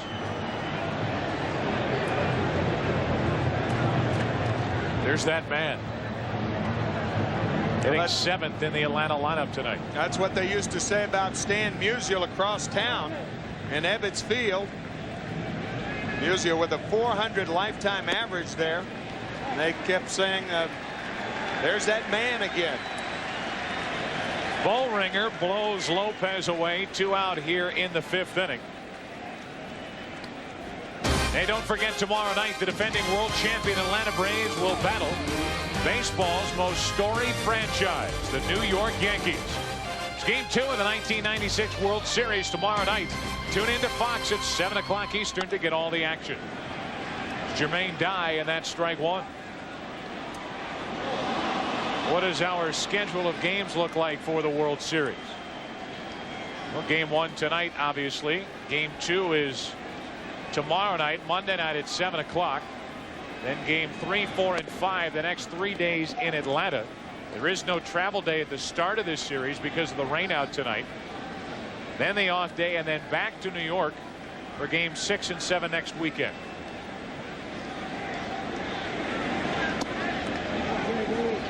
Two balls and a strike on Jermaine Dye, who is 0 for 2. 9-0 Atlanta. Top of the 5th inning. Into right center field, well hit. Near the track, Williams pulls it in, and we are through 4 1/2. Halfway through it, Yankees in a big hole. Come to bat in the bottom of the 5th inning. Smoltz and the Braves out in front by 9. Halfway through it here at Yankee Stadium. Game number 1 of the 1996 World Series. 9-0. Tim McCarver, Bob Brenly, Joe Buck. The Atlanta Braves have come rolling right into this series after that 7-game long series with St. Louis. Leading it off is Mariano Duncan. He takes ball 1. Looks like a carryover from Thursday night when they beat the Cardinals 15-0. They have not let up. Duncan, then Leyritz. First 2 up here in the 5th inning, then back to the top of the order. Only base runners against Smoltz have been the 4 walks. Big swing by Duncan, 2-1. Not only were the Braves weary after that game on Thursday night, as you look at Jim Leyritz on deck, then they get to New York the next day, and the press had it took 3 hours to get from Newark to the ballpark here at Yankee Stadium. That's foul. Bobby Cox telling us today that it took 4 hours to get from the Newark airport here to Yankee Stadium. Then they worked out for about an hour and a half, and it took them 2 hours to get back to the hotel because of all the rain on Friday night. Showing no signs of weariness so far. 2 balls, 2 strikes. That's into right field off the end of the bat for Jermaine Dye. That's Jermaine's first chance to get acquainted with the fans out in right field. 1 out Here in the bottom of the 5th inning, this copyrighted telecast is presented by authority of the Office of the Commissioner of Baseball and may not be reproduced or retransmitted in any form without express written consent. 1 out, nothing shaken for the Yankees. 5th inning. Here's Leyritz. Well, it's been a topic of conversation before concerning rest.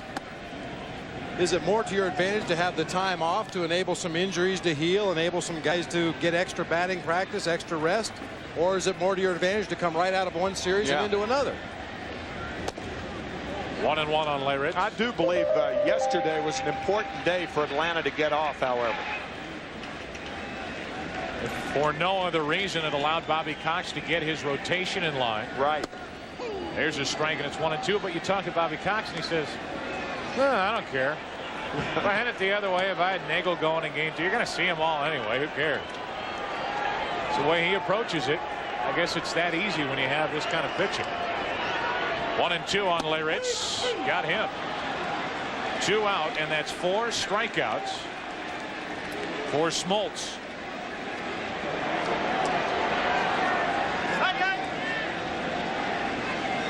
We showed you a couple innings ago that John Smoltz had actually thrown more balls than strikes, but last couple innings he seems to have it zeroed in.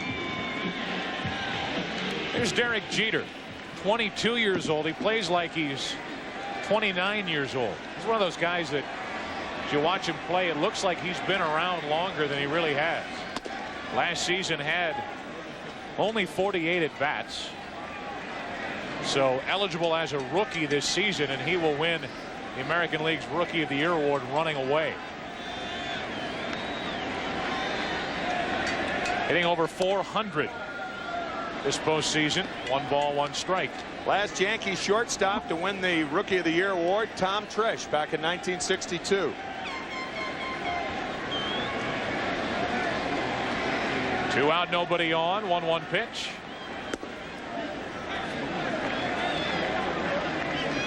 It's hard to argue with a .314 batting average, 10 homers, 78 RBIs, and also playing the second most demanding position on the field and playing it very well.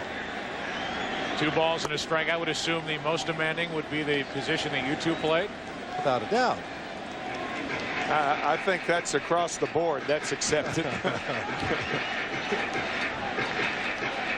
And as I said earlier, doing it in a city and in a ballpark where they haven't always been receptive to young players. 2-2. Full count. Rookie leader in the American League. First in runs batted in, second in average, third in home runs, but the total package pushes him out in front of the rest of the pack. 3-2. A 2-out walk. That's been the only problem for Smoltz so far. He has walked 5.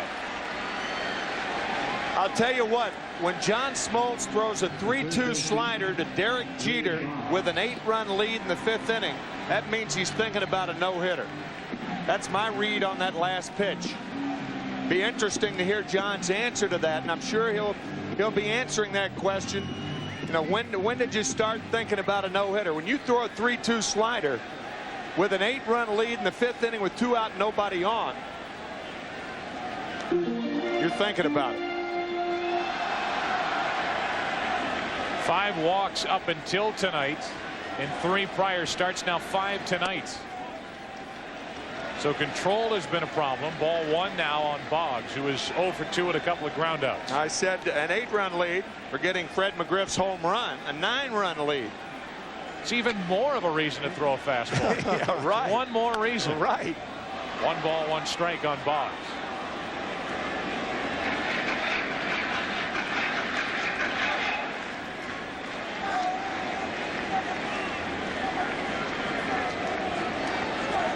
That is the oddest defense I have ever seen on the left side of the infield. Shortstop and third base. Boggs shoots one to deep center. Grissom over his head. First Yankee hit. Here comes Jeter with a first Yankee run. It's 9-1.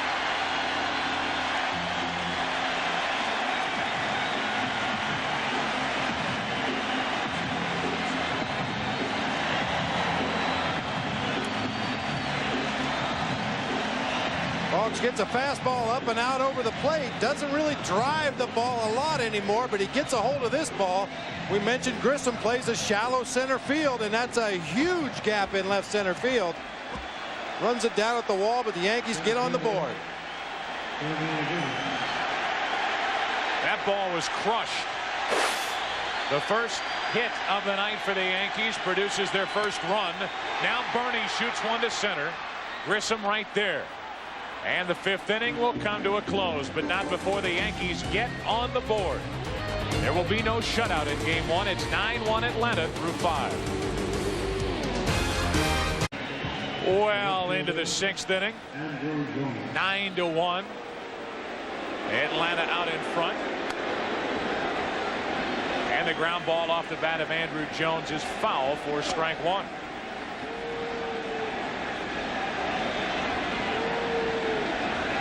Smoltz gives up his first hit, which produces the first run. But I think, Tim, he was more upset with the walk to Derek Jeter. Yeah, you could see him say stupid. That 3-2 slider that he threw to Jeter. He wasn't upset about the Boggs hit, but he did say stupid. That was just stupid. 1-1 the count. Broken bat. Boggs safe. They would have had him if Tino Martinez was able to dig it out, and if they got Andrew Jones on a ball hit to third with the bat ending up by Wade Boggs, that would have been one of the best plays you'll ever see. Well, the bat actually hit Wade Boggs, I believe. I think it hit him in the left leg. Yeah, it hit him. I don't believe I've ever seen that happen before. A lot of times the guy will dodge it, but I've never seen anybody get hit. Good concentration by Boggs to stay with it. It's ruled a base hit by Andrew Jones. So Jones is 3 out of 3. You can see the first base umpire, Terry Tata, get ready to punch him out, but when Tino Martinez couldn't dig it out, it's ruled a hit. So Andrew Jones has a 2-run homer, a 3-run homer, and a leadoff hit here in the 6th inning. Well, I bet Andrew right there, most of the time, any hitter in baseball will trade a hit for a bat. But that's probably the same bat that he had a 2-run homer and a 3-run homer. So I don't think Andrew would trade a hit for a bat in that situation. 8-run ball game. I think you're right. Yeah, I mean, I think he could hit with a chair leg. Well, he's going to have to if he hits with that bat again. That's the only thing it could be now. Oh, it's not a bat anymore. Wade Boggs actually hit by the bat, and the short hop, and Jones is safe. 1-2 now on Klesko.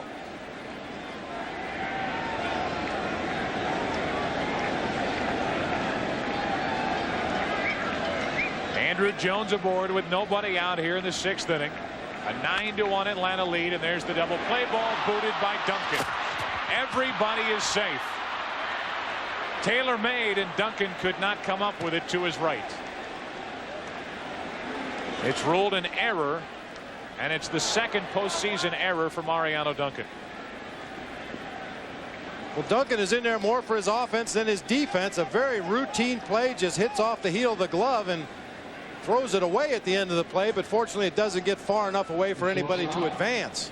Looks like he tried to shovel it off before he had control. Looking up right there, the ball hit the heel of the glove.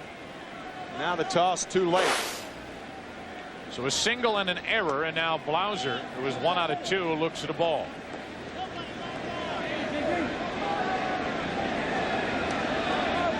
Jeff got that 6-run 3rd inning, which was highlighted by the 2-out 3-run home run by Andrew Jones, started with a base hit. 2-0.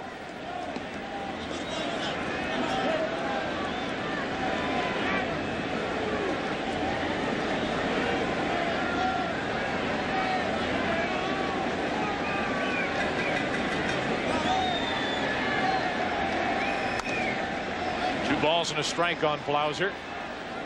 He's playing in his 3rd World Series. He missed last season's World Series with a deep thigh bruise. Braves used Giovanola a lot in his place at the end of last season. So he's been banged up the last couple of years. 3-1 now on Blauser. The Atlanta Braves have been in the World Series in 4 of the last 5 years. Prior to 1991, they had been in only 4 World Series up to 1990. 1957 and 58 with Milwaukee, and before that with Boston when they were the Boston Braves. Blauser gets into one to left field. Strawberry back at the wall. 1 out. Jones tags and advances to third with good base running, and it's first and third, 1 out. Good base running, but Andrew Jones almost missed the bag in tagging up. He was feeling for the bag, and even though he made that mistake, it was great base running by a young player who's done everything tonight. Poor base running on the part of Ryan Klesko at first base. As a runner at first, you do what the runner ahead of you does. You could see Jones going back, trying to feel for the bag, and he came off early, then he touched it and still made it easily. But you're right about Ryan Klesko. He's got to be at second base. Now they're going to appeal. You could see on the replay that he did touch second base. You can understand why the Yankees appealed, however, as Andrew did not find it with his first 2 attempts.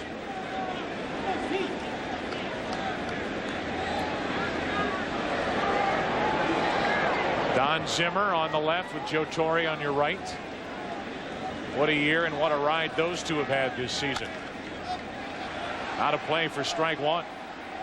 As the trail runner on that play, you do whatever the runner ahead of you does. If he tags, you tag. And because the play is in front of you, if you start to second base and see the throw going to second base, you can stop and retreat to first base. It's first and third, 1 out. Tough to double Marquise Grissom. There's the base hit to left field for Grissom. In to score is Jones. And it's 10-1 Atlanta here in the 6th.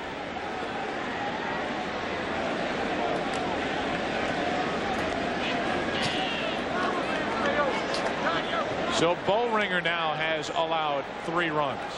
7 runs charged to the starter Pettit.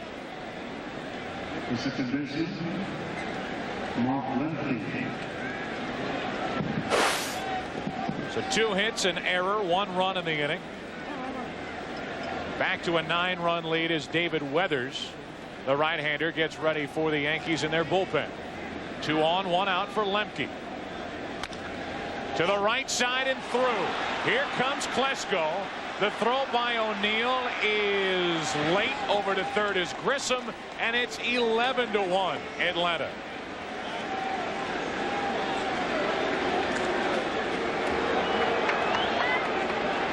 So after scoring 14 runs in Game 5 of the NLCS, they took a night off in Game 6.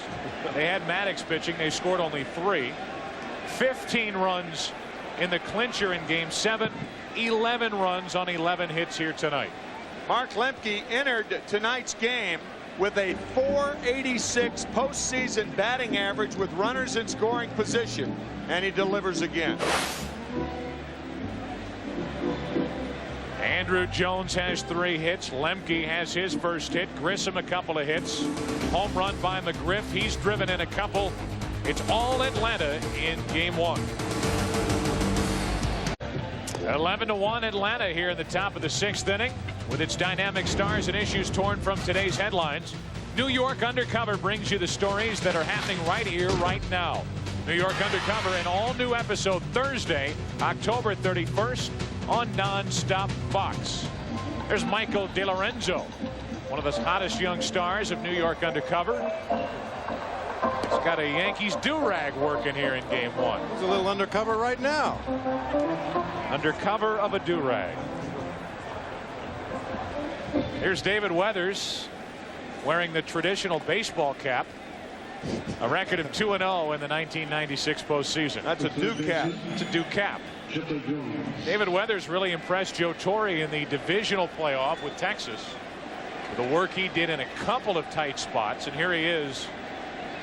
A little more relaxed atmosphere. First and third, 1 out, facing Chipper Jones. A chance to maybe get some of the nerves out, the butterflies out. It's a 10-run game. And he gets a look at Chipper Jones, who he knows from his days with the Marlins. Talking about David Weathers. Saved by Leyritz, 1-1. Yeah, Weathers is one pitcher on this Yankee staff, along with David Cone, John Wetland to some extent back in his old days with the Dodgers. Pitchers who the Braves are familiar with because of their recent history in the National League. First and third, one out. Now Weathers falls behind 2-1.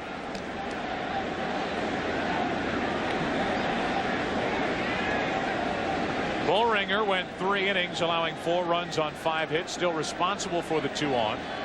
He allowed 2 home runs along the way. Big swing by Chipper Jones, 2-2. Grissom is on at third. He has an RBI hit in this inning, as does Lemke. He's at first. 2 runs are home, and it's a 10-run Atlanta lead.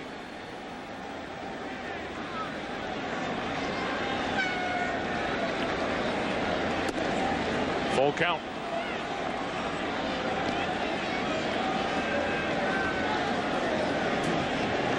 McGriff on deck. He's driven home 2 with a single and a solo home run.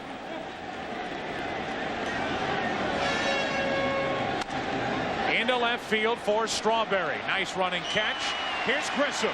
The throw cut off, and it's 12-1 Atlanta as Jones drives in his 3rd of the night.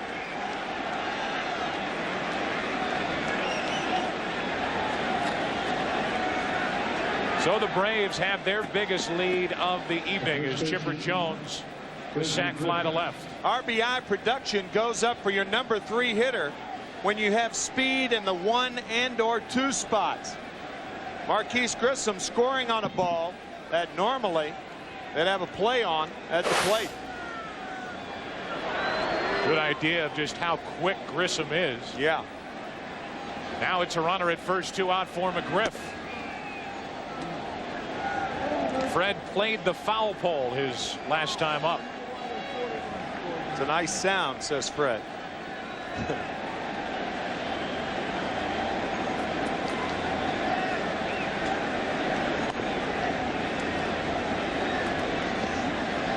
McGriff had hit 3 home runs coming into this World Series during the postseason. Number 4 came with 1 out in the 5th inning.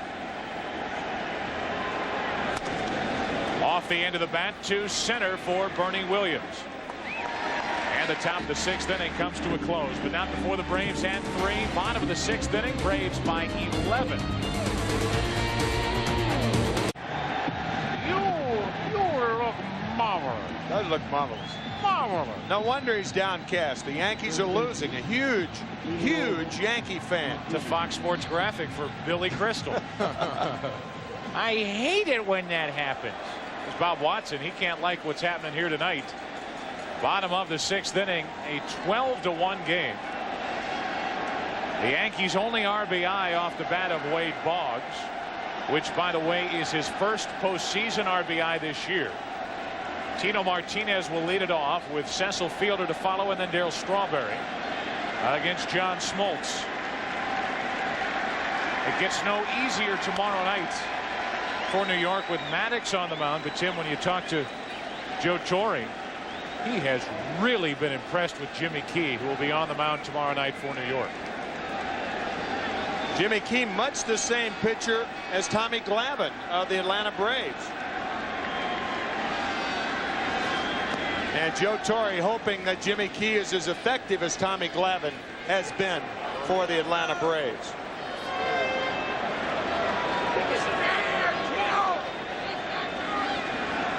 Tino Martinez leading it off, and that's strike 2. Jimmy Key maybe a little better breaking ball than Tom Glavine. Glavine relies more on the sinker, the slider, and a good changeup. Jimmy Key also throws an overhand curve and a big sweeping slider, but very similar in their approach. Both with their fastballs keep it away from right-handers. Away, away, away. 1-2 off the end of the bat into center for a leadoff base hit for Martinez. And if nothing else, you have to start looking at individual goals. And individually speaking, Tino Martinez, who hit only 182 during the LCS and has not driven in a run, needs to get going. That's good hitting right there. That fork ball low and away. Goff to left center. Here's Cecil. Fielder 0 for 2. He's flying to right and struck out.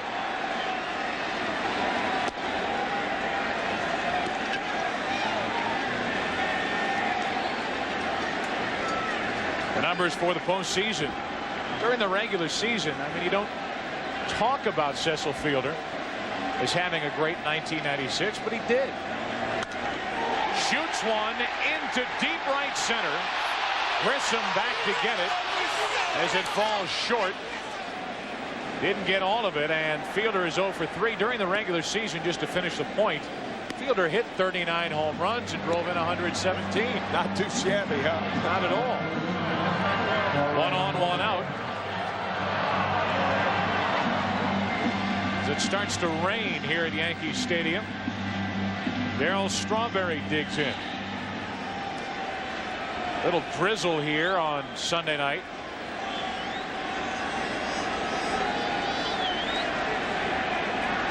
But nothing like we had here yesterday.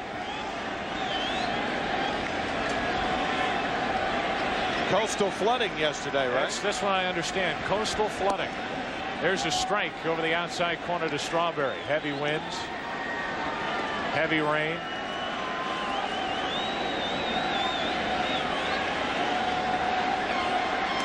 That thing arrived on time.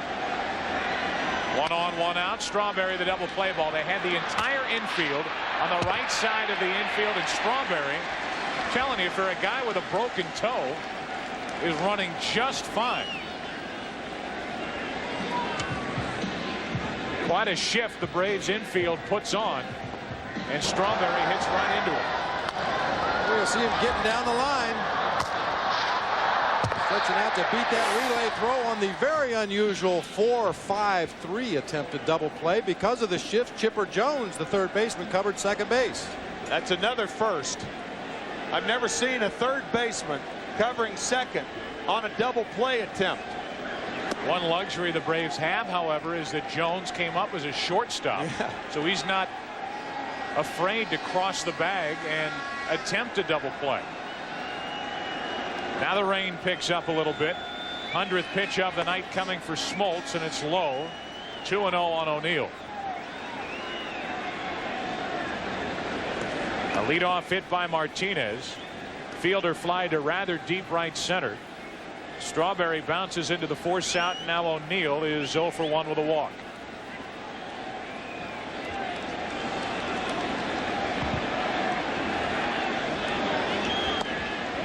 (3-0) from Smoltz. You know, we speculated back in Game 5 of the NLCS when John Smoltz jumped out to a big lead that perhaps Bobby Cox would take him out of the game and save a few pitches out of that arm, but he didn't do it then, and I seriously doubt if he's going to do it now. There's a strike on pitch number 102 tonight. 3-1.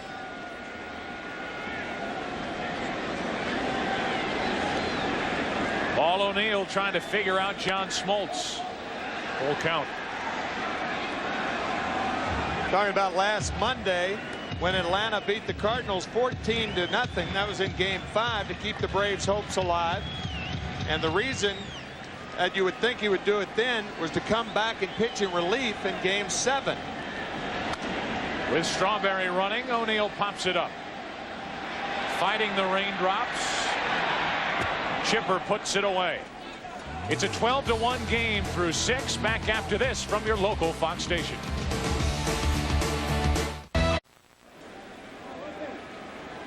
It's raining on Raines in left field as he takes over for Dale Strawberry.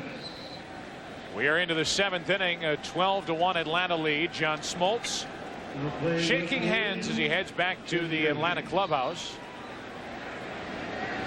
He'll give way to the Atlanta bullpen. Through 6 innings, he allowed 1 run on 2 hits. David Weathers back to work, and here's Javi Lopez, ball 1. Nick Michael will be next in for the Braves. Well, we talked about Smoltz staying in Game 5 of the NLCS, but at that point, the only reason to save him would be to pitch relief in Game 7. This is a different situation. He's going to have to come back on 3 days rest. Right. So Bobby Cox trying to save as much wear and tear on that arm.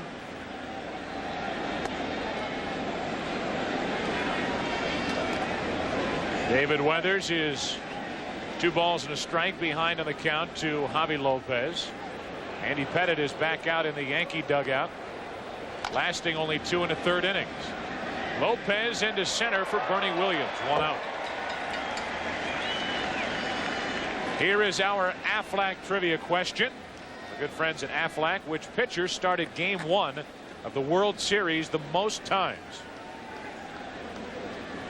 I'm going to throw out Whitey Ford. I was going to say it could be the guy that we were talking about earlier. His last start of a World Series game, 1964. I believe his first start was 1950 or 51. 22 World Series appearances for the great Yankee left-hander.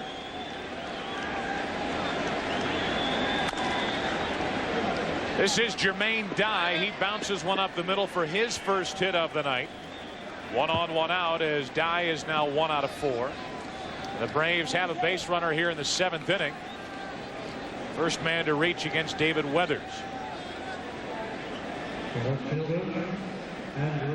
Here's Andrew Jones. He's hit a 2-run homer, a 3-run homer, a single. He scored 3 runs. He's driven in 5. The only thing that hasn't gone right for Andrew Jones tonight is that it's raining. And he had no control over that. Otherwise, a perfect evening in his first World Series game. Only 2 players have hit 3 home runs in a game. And they both wore Yankee uniforms. Reggie did it in '77. 3 pitches. 2-0 now from David Weathers.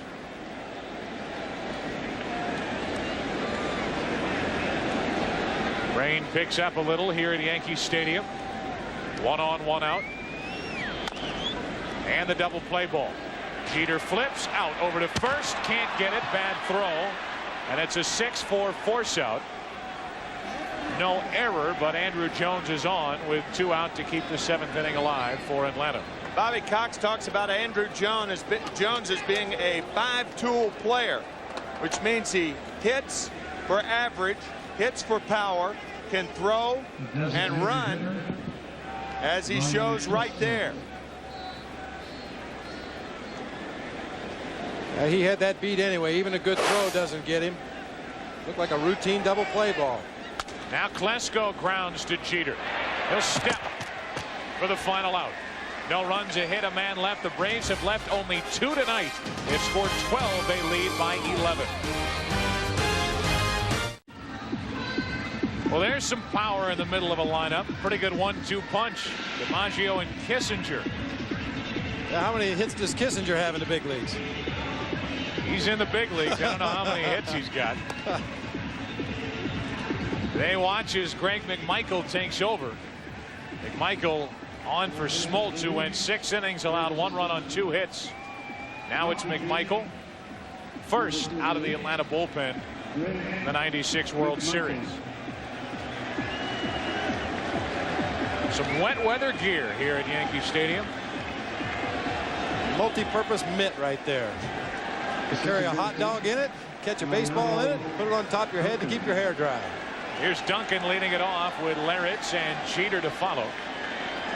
Against McMichael, it's one changeup after another. Strike 1 on Duncan. I'm sure Bobby Cox is getting McMichael in there to try to boost his confidence. He's been less than effective in the postseason. Real good opportunity following the hardest thrower on the Braves staff. Tough play off the bat of Duncan. Very good play by Blauser, 1 out. And Duncan 0 for 3. Sometimes you can make a pitcher look more effective depending on who he follows in the game. John Smoltz was throwing very hard, as you see Duncan's ground ball up the middle.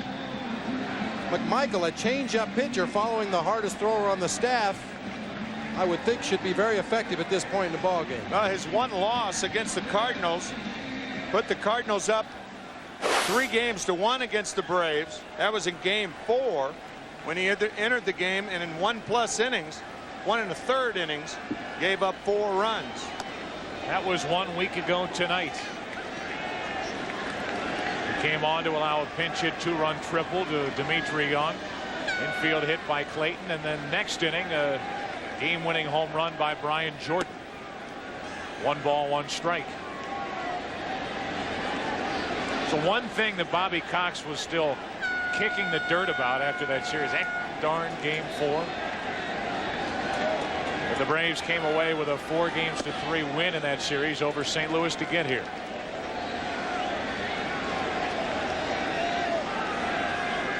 Leo Mazzoni on the left of Bobby Cox.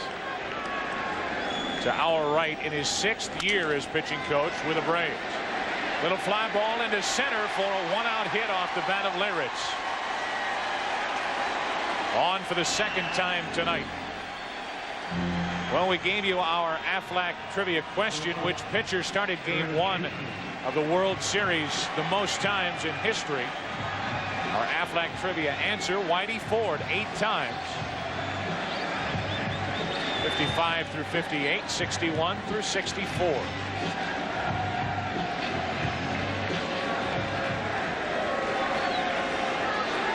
Ford, a New Yorker, fearless.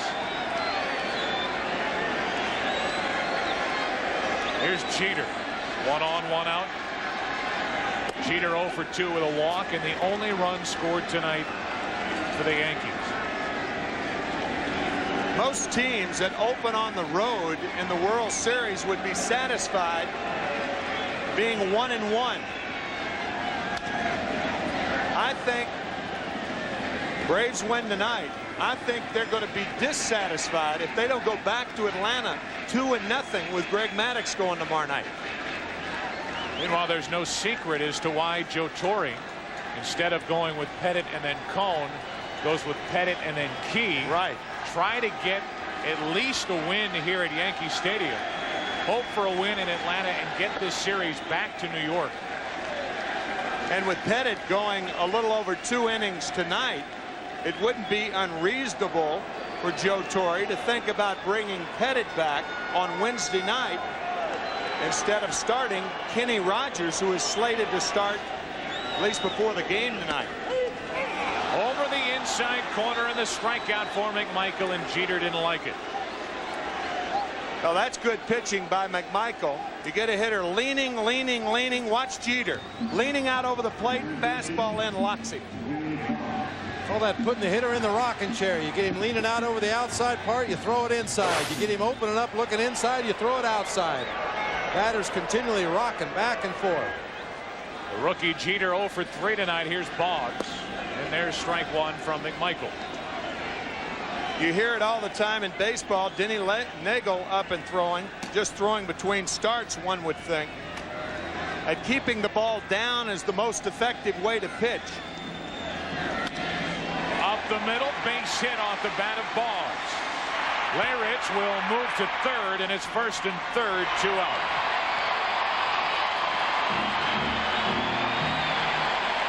Second hit in a row for Wade Boggs, but in my opinion, Bob, the best way to get hitters out on a consistent basis is to work both lanes of the plate, the outside part and the inside part. Not saying that keeping the ball down is not important. You get more hitters out working in and out than you do down. Now runners at the corners, 2 out for Bernie Williams.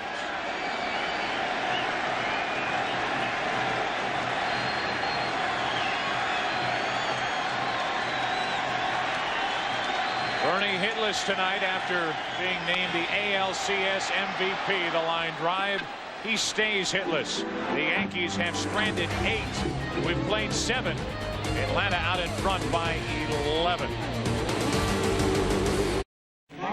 We play 7 here at Yankee Stadium. Game 1 of the 1996 World Series. Our game summary. Andrew Jones, 2 home runs in his first 2 at bats. Just 19 years old. Fred McGriff hit a solo home run down the line off the foul pole. Andy Pettit, the starter for New York, lasted less than 3 innings, allowing 7 runs. And John Smoltz had a no-hitter going into the 5th inning. Boggs had an RBI double to plate the first run. He ends up going 6, allowing a run on 2 hits. Andy Fox takes over at second base for Mariano Duncan, and on the mound, tall, sidewinding right-hander, just flat out nasty. It's Jeff Nelson. There's a lot of elbows and kneecaps, a lot of motion. Throws a hard sinker, a hard slider, occasional changeup. They're going to start with a pinch hitter here for Blauser after Weathers goes an inning and 2/3, no runs on a hit. Luis Polonia, who played here at Yankee Stadium in '89 and '90 and in '94 and '95. Leading it off, taking a ball. As a matter of fact, there were only 2 Atlanta Braves that had played in Yankee Stadium before tonight's game. And that was Louis Polonia and Fred McGriff. So Polonia, a little tune-up for later in the series. 1 ball, 1 strike. I think they like it here, leading 12-1. You see that drop down low 3/4, almost sidearm delivery from Jeff Nelson. Strike 2 on Polonia.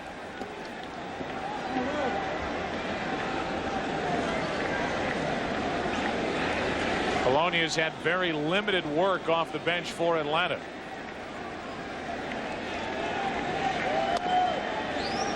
That missed. 2 balls, 2 strikes. Oh, somebody had a blowout. Or somebody's just bored. Hit 1, pearl 2. Polonia had only 3 at-bats in the NLCS, and he comes up empty for out number 1 here in the 8th inning. Well, this is game 1, and it looks like it belongs to Atlanta. Tomorrow night, the defending. 1 out. Here's Grissom, who is 2 out of 4.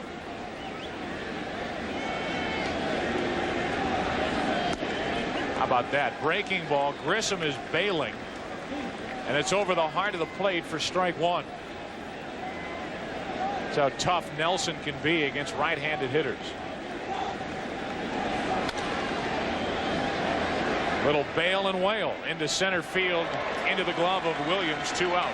Yeah, it's not necessarily the breaking ball, it's how the breaking ball is delivered. When a guy that tall drops down that much and throws a ball over the fat part of the plate, it looks like it's outside because of where you're going. A World Series fact. Worst game 1 defeat. Chicago over LA in '59, 11-0.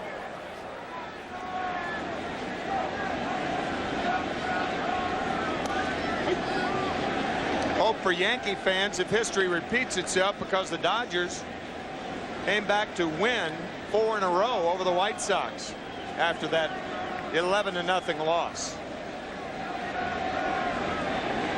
2 out, nobody on. Lemke up the middle. Tough play. Andy Fox can't get it. A 2-out hit for Lemke, and he's 2 out of 4. The biggest margin of victory in a series is 14. 1936, game number 2. The Yankees won at the Giants 18-4.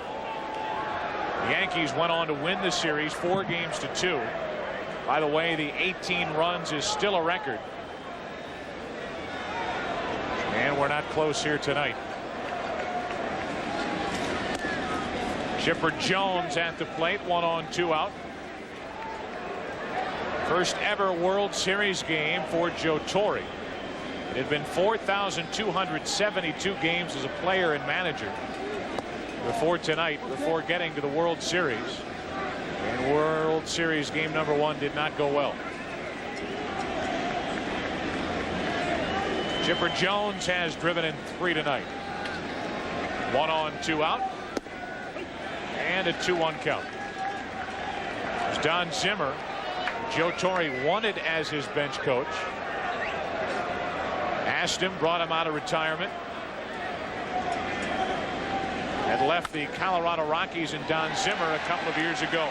He and Joe Torre have had a great ride through 1996. Game 1 of the World Series, however, different story. A couple of changes as we get into the bottom of the 8th inning with the Braves out in front by 11. Rafael Belliard comes in to play short after Blauser was lifted for a pinch hitter in the top of this inning. And the new pitcher He's one of the starters for Atlanta. Bobby Cox getting him an inning of work here tonight. It's Denny Nagel. Yeah, instead of tuning up in the bullpen, is tuning up in the ball game. And you are afforded that luxury in a 12-1 game. If the inning gets long, just bring in someone else. Here's Tino. Martinez looks at ball one outside. And this is a good luxury to have because it gives the starting pitcher like Denny Nagel an opportunity to get out onto the game mound and throw in actual game situations rather than just throw in the bullpen to the coaches or one of the bullpen catchers. Especially in a World Series game, if there's any nervousness involved, which I doubt that there is, as you see Brad Klontz warming, and you take care of that nervousness tonight and not Wednesday. Denny Nagel has been very impressive in the postseason. He made one relief appearance in the series against St. Louis, then made a start. Was the starter in Game 4 and went 6 2/3 innings. Allowed 2 runs and only 2 hits. To the right side, right at Lemke. Martinez the first out here in the 8th inning.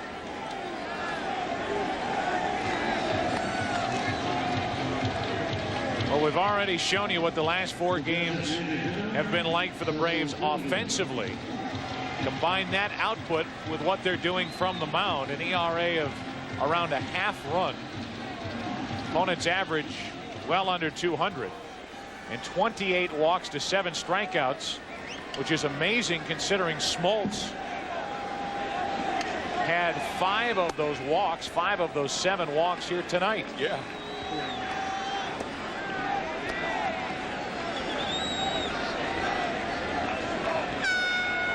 Here's Cecil Fielder 0 for 3 with a strikeout in the middle between 2 fly ball outs. Into left center field for Grissom. Back to get it. 2 out. And the first 2 are gone here in the 8th inning for New York. Well, next week, Fox NFL Sunday talks with former co-host Jimmy Johnson as he prepares for the biggest game he has had as coach of the Dolphins. Then it's exciting doubleheader action highlighted by the most talked about. Don't forget, tomorrow night is Game 2 of this 1996 World Series, beginning at 7 o'clock right here on Fox. It's Jimmy Key and Greg Maddux. Here's Raines, his first at bat of the night. Looks at ball 1. Raines took over for Strawberry in the 7th inning. Darrell was 0 for 3 while he was in there. Yeah, we talked a little bit earlier about, or Darryl Strawberry commented about the unselfishness of the Yankee players. And when you consider the people that we were talking about, Wade Boggs, Tim Raines, Darryl Strawberry, Cecil Fielder, guys who are getting up there a little bit in age, it probably didn't hurt to give them a rest from time to time, and it probably improved all their productivity by having a little more rest. And Raines was one of those guys that finished very strong for the Yankees. Hit 7 home runs in the final month of the season. Well, now a fan gets loose on the field that we will not show you. So it gives us a perfect chance to do a little. There, perfect. Back to work. 2 out, nobody on. 1-2 to Raines. He pops it up. Right at home plate. Lopez fires his mask right into the gut of Tim Raines unintentionally. Injury to insult after 8 in Yankee Stadium. 12-1 Atlanta. Well, Tim Raines fouled out to end the 8th inning. And it's only funny because he's all right. Jeez. No, you got to laugh to keep from crying sometimes, and I'm sure Timmy's okay right there. But Javier Lopez had no idea Tim was anywhere near him. He threw his mask, caught the ball, and Tim Raines took the brunt of the blow. You teach the catcher to throw that mask out of the way where you know you're not going to step on it. I guess he figured if it was in Tim Raines' pocket, he wouldn't be stepping on it. Aldretti takes over in right. Wetland takes over on the mound. 5th pitcher of the night for New York, and he faces Fred McGriff. McGriff has had a good night, 2 out of 4, including a home run. His 4th of the postseason. Hit 28 during the regular season. The count 2-0. Ninth inning of a 12-1 game, and a chance for Joe Torre to get John Wetland a little work. It's been a week since the Yankees have played a real game, as McGriff cuts it loose 2-1. And you got to keep these closers sharp, so Wetland gets the inning here in the blowout. Joe, I'm sure it feels like a week to the Yankees since this game started. It has not been pretty since the early innings. 2 runs in the second, 6 in the third. Hold it a second or what? It's been all Atlanta in game 1. 2 balls and a strike from Wetland. One of the game's best deals, and it's 2-2.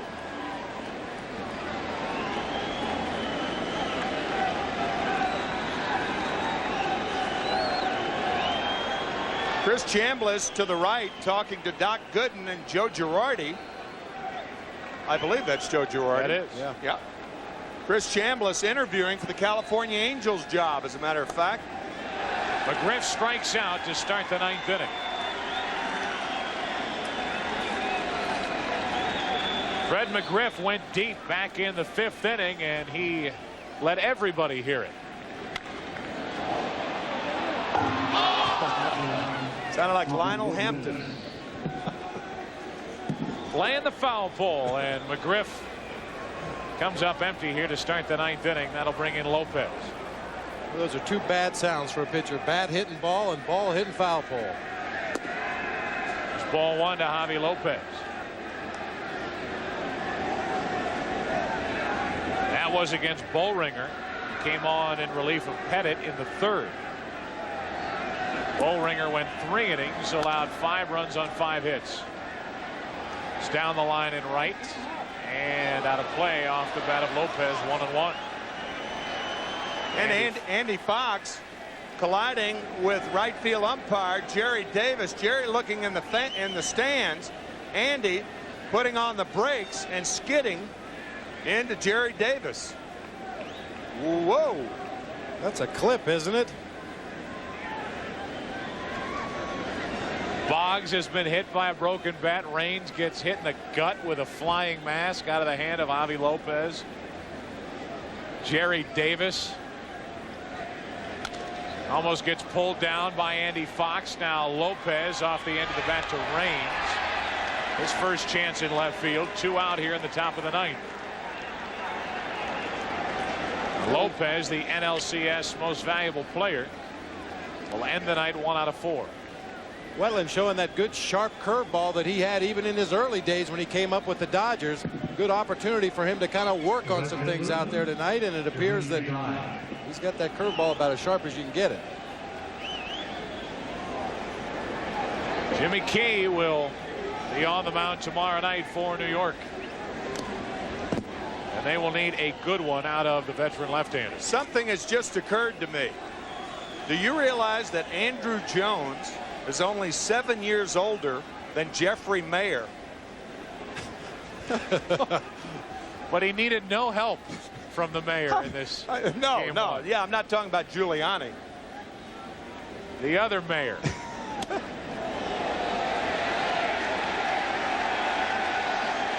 There he is. Mayor Giuliani. Well, we said Andrew Jones was a 5-tool player. Unfortunately, Jeffrey Mayer is only a 1-tool player, and he didn't even catch the ball. Well, it took us 8 2/3 innings, but we've made our first Jeffrey Mayer reference. 2 out, nobody on. Die, strike 2.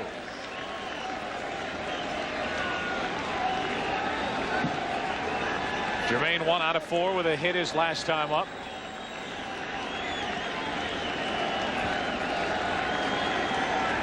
McGriff struck out. Lopez flied out. Good breaking ball. Die laid off. The count 2-2.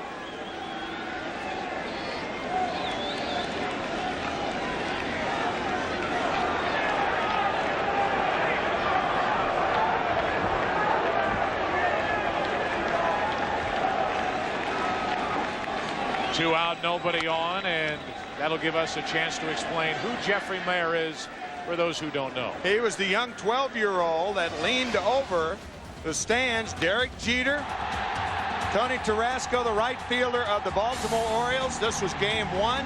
of the American League Championship Series. Jeffrey Mayer reaching over. Richie Garcia, the right field umpire, saying it was a home run. And that was obviously disputed by the replay. That tied the game. Yeah. And it went into extra innings, a game that was won by New York in the 11th inning on a home run by Bernie Williams. That put the Yankees up 1-0. Baltimore winning the next game, and then the Yankees went on to win 3 in a row in Baltimore. Jeffrey Mayer was on every talk show in the country, it seemed like. Not many out there to help right now. 3 balls, 2 strikes on Dye.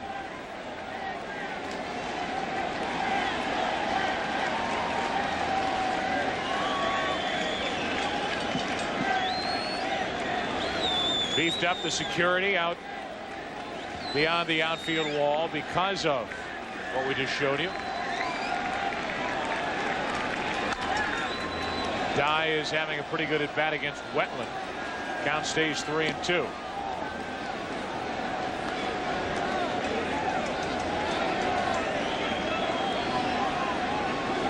Atlanta, the 12 runs on 13 hits. The Yankees 1 run on only 4 hits.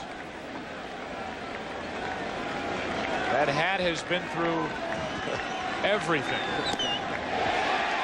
Dye goes right through that pitch. And the top of the 9th inning is history.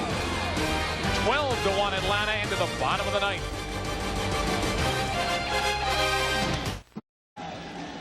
We're into the bottom of the 9th inning here at Yankee Stadium. Game 1 of the 1996 World Series with Atlanta out in front by 11. Eddie Perez takes over behind the plate. Javi Lopez the rest of the night off, and out on the mound taking over for Nagel, who pitched a perfect inning. It's Terrell Wade. 5-0 during the regular season. Limited work during the postseason, which shouldn't come as a surprise with the kind of starting pitching the Braves have. And then their late inning guys, McMichael and Wohlers, have had most of the work. Going to have a pinch hitter to start the inning. Charlie Hayes will come off the bench and bat in the number 7 spot. He'll bat for Aldrete. So Aldrete gets a half inning of defensive work. Does not get the at bat. Instead, it's Charlie Hayes facing the lefty Wade.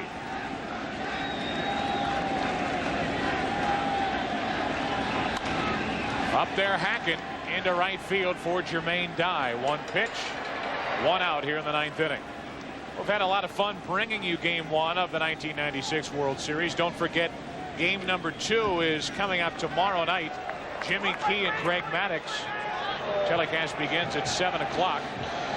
Senior coordinating producer of Major League Baseball on Fox. And the producer of today's game is John Filippelli. Today's game directed by Bill Webb. Great work as usual. The pregame produced by David Banks and directed by Jim Lynch. The executive producers of Fox Sports are David Hill and Ed Gorin. Special thanks to our entire Fox crew, including Steve Horn up here in the booth. Another fan off the bench to bat for Andy Fox. So we're seeing them all here in Game 1.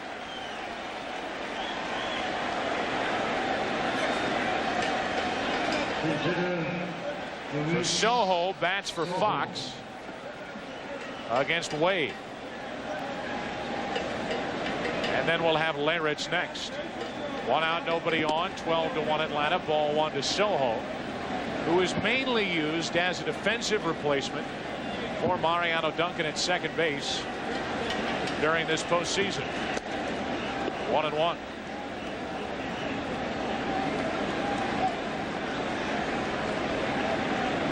Fielder hitless tonight, 0 for 4. Yankees have only 4 hits. Strike 2 outside corner to Soho.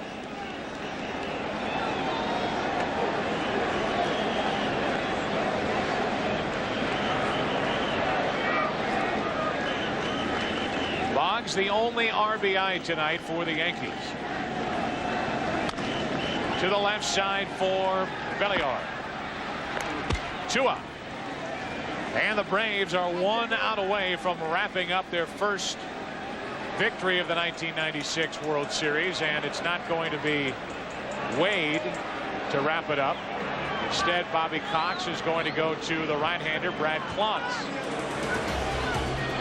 So the 5th pitcher of the night into the game for Atlanta with 2 out here in the 9th. We are in the bottom of the 9th inning. 2 out, nothing shaken for the Yankees, down 12-1. Game 1, and Brad Klontz into the game. First pitch, ground ball is just foul, according to the first base umpire, Terry Tata. Leyritz didn't think so. That looked like a fair ball. Oh, that's fair ball. That is over the bag. Ball. Over the bag. In his haste to get out of the way of that pitch, I don't think he got a real good look at that. Ball went right over the bag. Even appeared to hit chalk on the far side of the base. Could have, yep. Leyritz immediately took his helmet off and started to plead his case. It fell on deaf ears. Now with 2 out, nobody on, he pops it into right, and that should do it. Jermaine Dye is there. The Yankees amass only 1 run on 4 hits, and the Atlanta Braves win game number 1 of the 1996 World Series, 12-1. There is our Chevrolet player of the game.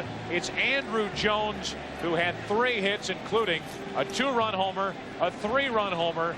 By the time he hit his 3-run home run, this game was just about over, a 12-1 Atlanta win. Joe, in the American League Championship Series, the Yankees were helped by a kid, and tonight hurt by a kid. Some of you will be returning to local programming, while most of you will be staying with us for continuing post-game coverage of Game 1. A 12-1 Atlanta win as they try to defend their title. We're back after these messages. Key. That should be a whale of a matchup indeed. Here it is. Jimmy Key, the left-hander for New York. Greg Maddux will pitch for the Braves. A big key as well. National League umpire Terry Tata will be behind the plate. Of course, we'll have Game 2 of the 1996 World Series coming your way at 7 o'clock Eastern Time here on Fox. Game 1 goes to the Braves, 12-1. The final score. We'll have Game 2 tomorrow. So for our entire crew, this is Chip Carey. Thanks for joining us from the Bronx. We'll see you tomorrow night. So long, everybody.